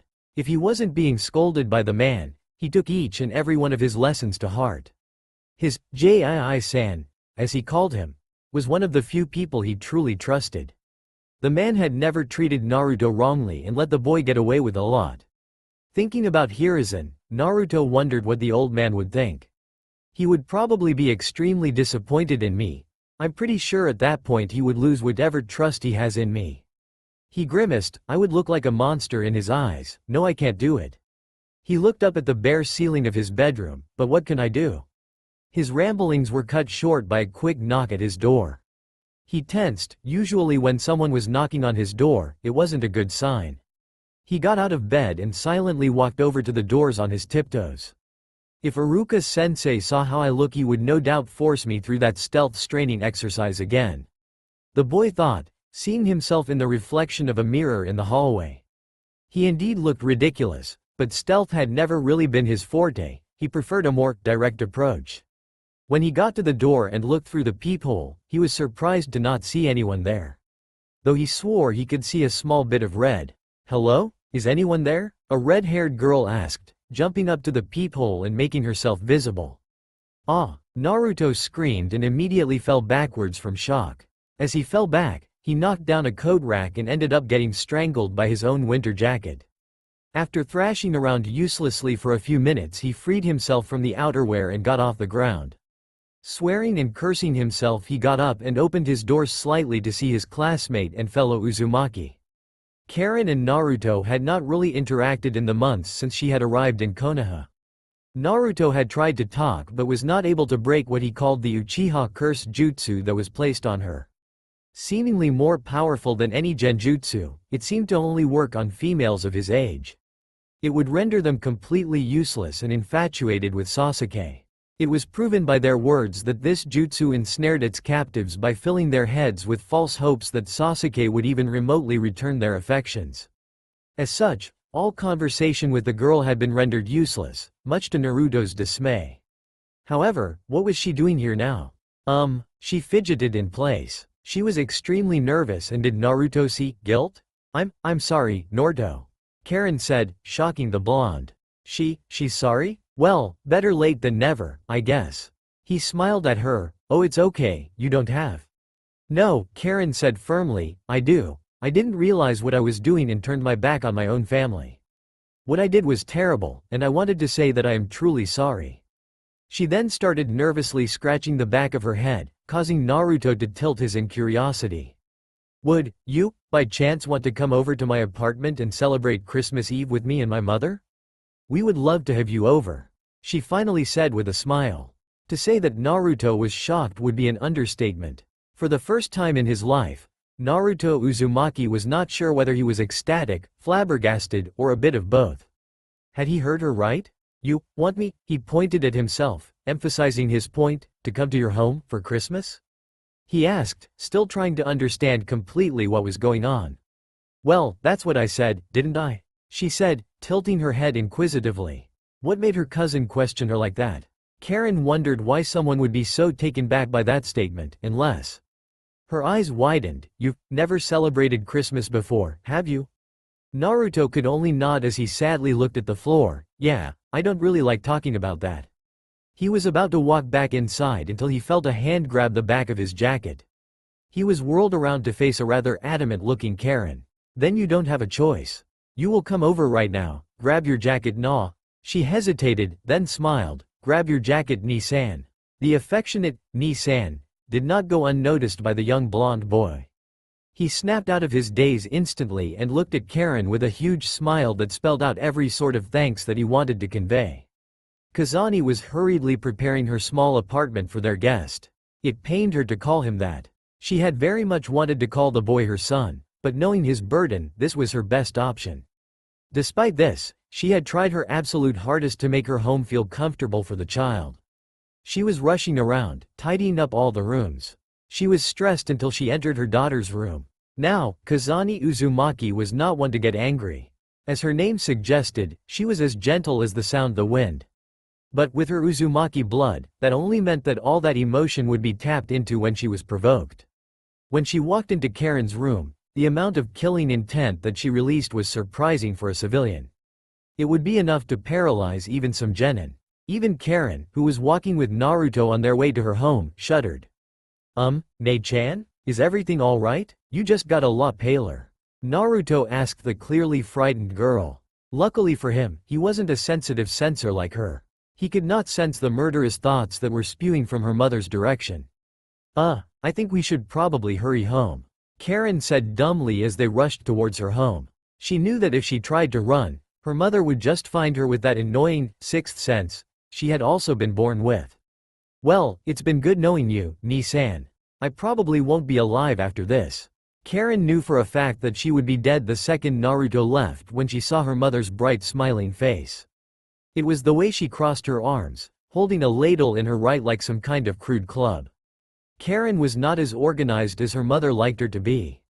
As such, she would usually just throw all the clothes, scrolls, and ninja tools she had into her closet whenever her mother had wanted her to clean. It seemed like her mother had finally found that out, and while she hated messes, she hated being lied to even more. Welcome Naruto-kun, her mother said with a sweet voice. Oh yes, I will die. Karen gulped. Naruto, being none the wiser, just looked wondrously at his host. Kazani was a woman who covered herself modestly, she didn't have anything to prove. Yet despite this, the woman somehow managed to still look elegant, beautiful. Her disposition would emanate a calm aura, even when angry. Even though he had never known his parents, he felt at home, here with this woman and her daughter. The whole home seemed to be beckoning him in, embracing him with his warmth. For the first time in his life, he felt wanted. This woman radiated such heartfelt tenderness, it was as if she was his mother. Thank you so much, Naruto said, tears coming to his eyes. He couldn't control himself. He was too happy. A boy who never had any family, one who had been on the receiving end of the hate of an entire village. A boy who at last found those he could consider his family. He ran up to her, crying, and hugged her tight, as if she would disappear like his parents had at his birth. He had dreamed up of many different ways his real mother could have looked. While Kazani did not look like any of his mothers, the feeling was the same. The warmness that filled a hole in his heart that he didn't know was there. The feeling of her hand, stroking his hair lovingly as she embraced him too. Like the boy, Kazani valued family very much, and the boy's genuine happiness was something that she felt through her sensory skill, though it wasn't necessary given the sheer amount of gratitude that the boy emitted. It proved to her that she had done the right thing, and it only made her more impatient about the fact that she could not fully adopt the boy. As Karen watched the exchange, she internally gasped. No, she had not meant to avoid Naruto during their time at the academy. It's just that there was an ominous, dark, and purely evil chakra that seemed to follow the boy everywhere he went. It had truly scared Karen because she could have sworn that she could hear malevolent laughter coming from that dark cloud. However, now, Naruto's chakra had changed. As soon as he embraced her mother, his chakra brightened considerably. She squinted her eyes in a foolish attempt to shield her senses, but to no avail. His chakra now willingly reached out, interacting with the chakras around it. It was unusual to Karen. For most people, their chakra would not willingly interact with anyone else. Yet with Naruto, his chakra seemed to move with a mind of its own. It reached out to her mother's chakra and surrounded it, smothering it with his brightness, connecting with it. Strange, really strange. She would have to ask her mother about this later. Because now the small family was moving towards the dining table. Kazani seated Naruto and motioned for Karen to join them. All her previous anger was gone. She was just full of happiness. Naruto was having the best time of his life. He never remembered a time which he was truly happy, content, felt so safe. He provided Karen and Kazani with much laughter from his hot takes on the people of the village. Both mother and daughter howled on the floor, laughing their insides out when Naruto explained his theory that their Hokage was a closet pervert. They had laughed at the joke but ultimately did not believe him, saying he was just trying to make them laugh. "Well, I'll just have to prove it then," he said, mischievous smile on his face. The rest of the night passed in relative peace. Naruto listened to Kazane's stories of how her and Karen had been on the run for most of their lives. He listened intently to her retelling of their efforts to locate any Uzumaki that was still surviving. They had been lucky to hear the rumor of him living in Konoha, which led to them fleeing to the village. Naruto had also asked if Kazani could tell anything about the mystic village of Uzushiogakure, but sadly, she had little knowledge, since her parents had died early in her life. They had lived in Uzushio when it was attacked, but they had been young and barely remembered the village. Kazani did tell Naruto some of the stories of the powers of Uzumaki Fuinjutsu. "Naruto, do you know about Fuinjutsu?" she asked him. He shot her a mischievous grin. "You bet I do. I studied some basic storage seals for my project, and let's just say, it was a splashing success." Kazani just smiled at the boy and shook her head. She had heard of all the pranks he had pulled on the village. Him learning Fuinjutsu would just augment his shenanigans to incredible heights. Well, the Uzumaki clan were actually masters of that very art. She looked on at the two children, Naruto listening intently while Karen was spacing out, having heard this story already a few times. "Our clan possessed such strength with seals that we were feared by the rest of the shinobi world." She chuckled at Naruto's odd expression. "The seals of the Uzumaki clan are shrouded in mystery. Not that many people could learn them." "Well, why not?" Naruto asked quizzically. He really wanted to learn these secret techniques. He gripped onto anything that had to do with his clan or background. "Well, the Fuinjutsu of our clan is almost like a Kekkei Genkei. Our chakra and life force are so strong that our clan can accomplish seals that would take 10 Jonin to perform. These seals are actually what helped develop the seals around you here in Konoha." She continued to tell him about the history of their clan, as much as she had known about it. Much to Naruto's delight, she mainly talked about their strength in Fuinjutsu, telling of the rumors of its defensive capabilities. It had made the Uzumaki feared as their nation was nearly impenetrable. To this day there was still no explanation for the fall of the village. In all this, Naruto felt so at home. It took no time at all, but he had instantly connected with his clansmen. They had welcomed him just as eagerly. They had all been too lonely for too long to be distrustful of each other. Not that anyone had any ulterior motives. No, everyone was just enjoying the feeling of having a family again. When she was washing the dishes, leaving Naruto and Karen to start a fire in her fireplace, Kazani contemplated how she should tell the boy that she wouldn't be able to take him in. She first thought that maybe it would be better to just not bring it up to him. Maybe he would just not ever decide to ask? No, her conscience wouldn't let her live that down. She had to talk to the boy, let him know that she truly did want to be his adoptive mother. Maybe if she did, he would feel more comfortable and wouldn't hesitate to come to her with anything that troubled him. She did hope that he did not bother the Hokage with this business though. She would hate to place a burden on the man that had done so much for her already. "Naruto-kun, could I talk to you?" Kazani motioned him to join her in the kitchen. She took a deep breath. "Listen Naruto, I know that you are happy here and believe me, and I want to ask you, are you happy here?" The boy looked thoughtfully around the home. He had indeed loved his time here. This evening was one of the happiest that he had ever spent anywhere. He enjoyed the time that he spent with Karen and her mother, who he considered to be like a mother figure for himself. The way she cared for him, forcing him to eat his fill, taking care of anything that made him even the slightest bit uncomfortable. She felt like someone he could trust with his life, and someone who he didn't need to hide anything from. I would love to, Kazani-san, but I don't want to be any trouble to you, he said, smiling sadly. I know how hard it is to feed one mouth. Let alone two, I eat a lot of ramen datbayo.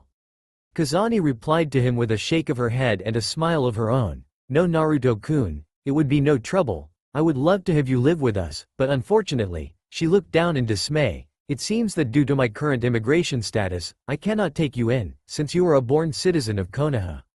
She said, hating that she had to lie to the boy. She, however, underestimated the boy's stubbornness. He looked at her with a confident gleam in his eyes, adjusting his goggles. Don't worry. I'll talk to Jii-san about it. He'll make some sort of loophole for me. His smile made Kazane's heart melt, but she was also worried. She was not sure if the boy could take the revelation of his burden, yet she couldn't just tell him to not question the Hokage. It would look like she was trying to hide something. This would result in a loss of trust with the boy. No, she wanted him to be like her son. For that to happen, they would need trust in each other. She would stay silent, acting as if she didn't know anything. It hurt her on the inside that she had to hide this from the boy, but she did it for his sake. So that he could grow up with someone like her to trust. He needed more of those people, precious people he could trust with his very life. She pushed the thoughts aside and smiled to him, joining Karen in their celebrations. By the end of the night, both Naruto and Karen had fallen asleep on the floor in the living room. They both had been waiting for the man said to come and give them gifts. Naruto had devised a plan using ceiling tags to steal all the gifts the man was rumored to have, and Karen immediately agreed. Kazani just shook her head in mock disappointment, but still she was extremely happy, if not a bit surprised.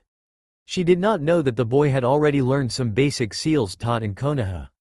Any doubt that he was really an Uzumaki went out the window. But that didn't matter now. Kazani covered the two cousins, now proclaimed brother and sister, with a warm blanket. She then moved pillows under their head. She sighed softly from the effort. She stroked both of their heads, giving each of them a kiss on the forehead before turning in for the night. The heavy snowfall marked Hinata's birthday, but to her, it was nothing like the celebration it was intended to be. Several gifts were piled behind her, probably the work of Ko and Natsu. The branch house twins has been guardians for Hinata and Hanabi when they were younger. As such, the Hyuga heiress had developed a strong bond with the two. Ko was distant but genuinely polite, whereas Natsu fretted over Hinata and Hanabi like a protective older sister. Ko and Natsu had been orphaned at a young age, and Hinata's mother had taken care of them, much to the clan elder's frustration. As such, even though they were of the branch house, the twins felt a sense of gratitude and indebtedness towards the main house. Today thought, not even the presence of her two caretakers cheered her up, not with all the whispers of hatred and malice directed at her. Hinata-sama just disappoints more every year. How can she call herself a Hyuga of the main branch?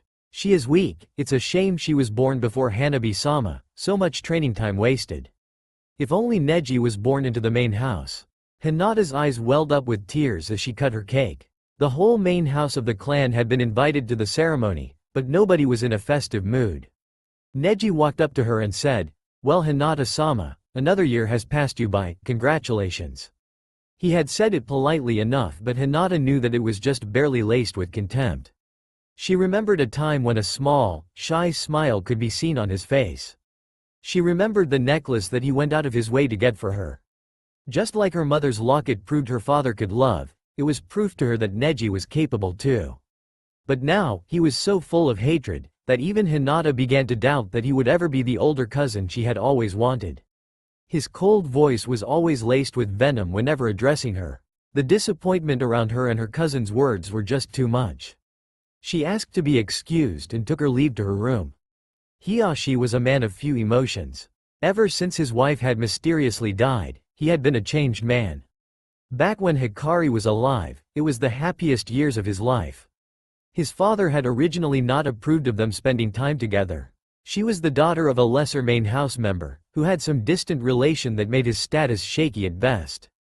Masaru Hyuga was a stern man, who pushed Hiyashi to his physical and mental limits in his climb to the role of clan head. He had eventually and begrudgingly accepted Hikari as his daughter-in-law, once Hiyashi had taken over as clan head. However, ever since her mysterious death, Hiyashi was never seen smiling as he had when he was younger. His source of light was taken from him in the most horrible fashion. He had come back from a week-long diplomacy mission. When he saw his wife, he lost all his dignity. He screamed out, for help, for somebody to save her, for some kami to appear and give her the life that had been taken. She was broken on the floor in front of him. 2 stab wounds, one through the neck and one through her heart. It was definitely the work of an assassin, but who? Who had the gall to murder the wife of such an esteemed clan head? It also spoke to the skill of the assassin. Hikari was an extremely skilled kunoichi. Her insight with the Byakugan was unparalleled by any in the clan, even Hiyashi.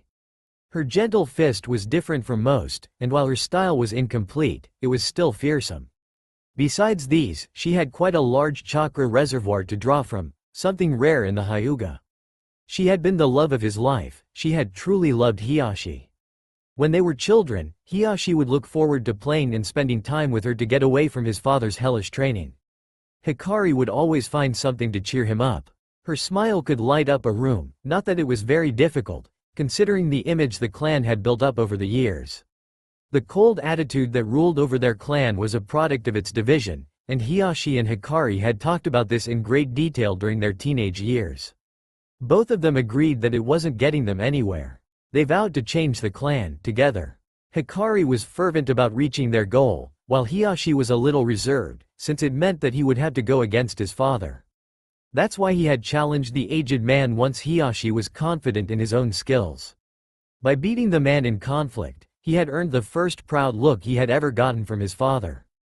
In all his life, Hiyashi was told that what he had done was always just, proficient, enough. He was never praised by Masaru. But that day, he had actually given Hiyashi a compliment. It just made Hiyashi more anxious that he was going to defy this man. But Hikari was there. She helped him and pushed him to work towards their common goal. Thanks to Hikari's friendship with Kushina Uzumaki, they had access to Minato Namikaze, who was one of the most skilled Fuinjutsu users in Konoha. With him, they had been working in secret on a counter to the cursed seal, along with a new seal that would be given to everyone, destroying the Byakugan with their death. However, with Minato becoming Hokage, they were not able to see him as much. While Hikari and Kushina still talked, even their friendship was put on hold, since Kushina abruptly stopped talking to any of her friends. At first Hikari was confused, but with her becoming pregnant with Hinata she too had become busy. They had never gotten to finish their dreams. The Kyuubi attack had annihilated most of the village. It had also taken the lives of the Hokage and his wife. Hikari was deeply distressed. Her friend of almost 20 years was now dead. Secondly, the man who led their village and was helping them on the new seal had also died. It didn't help that because of her stress, she was scared that it would affect Hinata, which just amplified her anxiety. However, the village was rebuilt, they returned to the clan compound, and life moved on.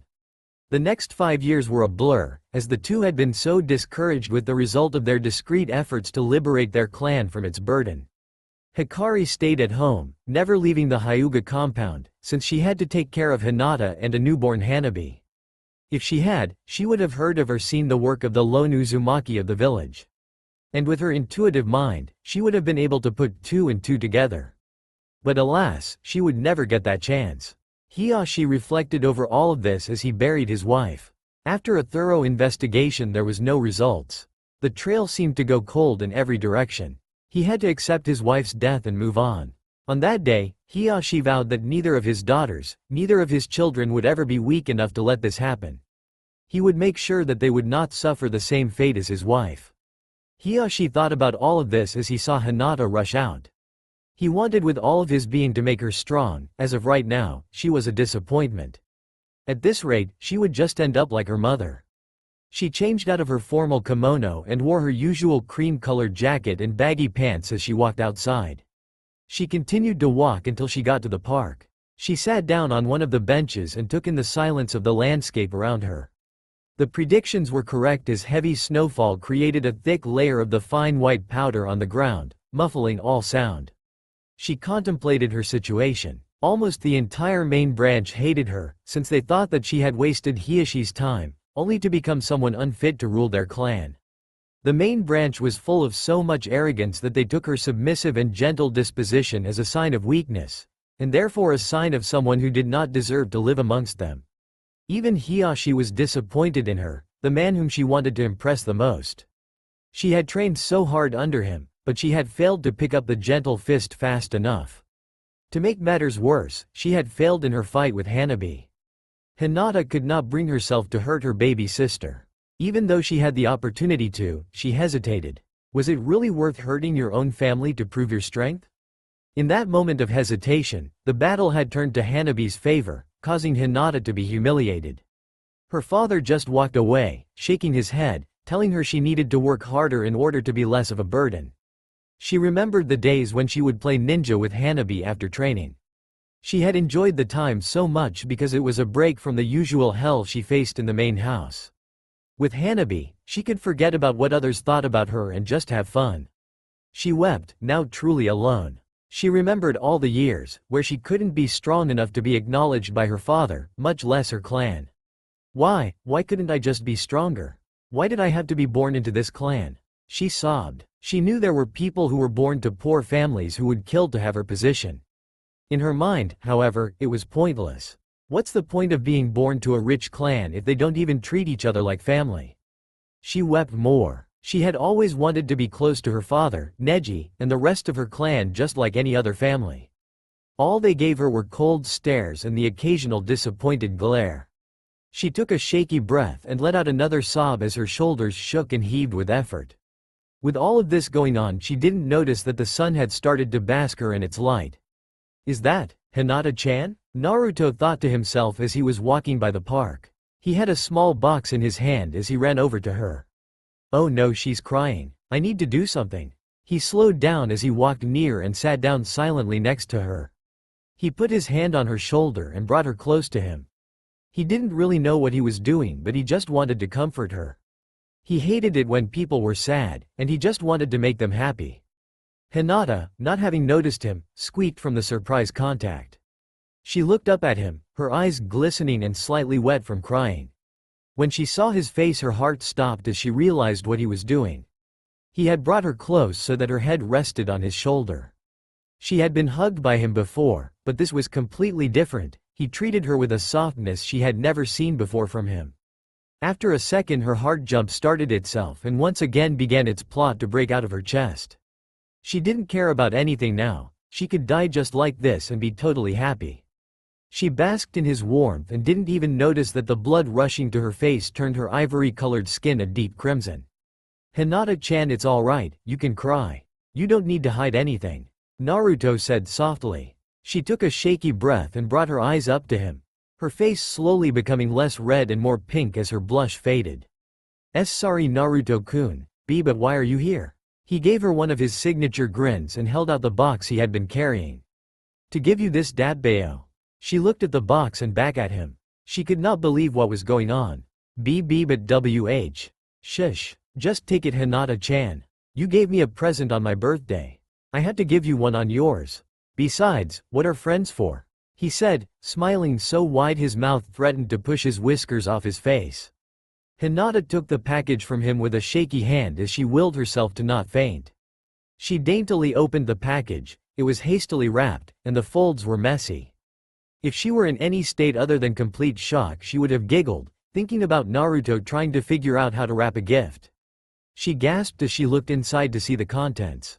Naruto had picked the flowers he had grown using her birthday gift for him, and he had put them in there along with a box of dark chocolate cookies he had gotten from the supermarket near his home. She knew that there was probably no romantic meaning behind the gift. No, Naruto couldn't be thinking about that right now. I didn't really know what to get, so I just gave you the same gift you have me. Heh, he said, nervously rubbing the back of his head. I also got you the cookies I like. I hope you like them too. Yes, he didn't mean it that way, it was all he could come up with. She sighed, almost relieved and just a little bit sad. She would have loved for him to do that, but at the same time she knew she would just faint and not stop fainting until she inevitably just died of a heart attack. She immediately turned to him, cutting him off. I love it, she said, a little too loudly for her taste as she shrieked and covered her mouth. She had used that word. That was the closest she had ever gotten to telling him those 3 words, I love you. She so badly wanted to add those on but stopped herself out of pure embarrassment. Naruto just blinked at her outburst but quickly returned to his smile. They both sat in silence, enjoying the cookies that he had bought as well as the company of each other. That's all for now. If you enjoy this video, then please like, share and do comments.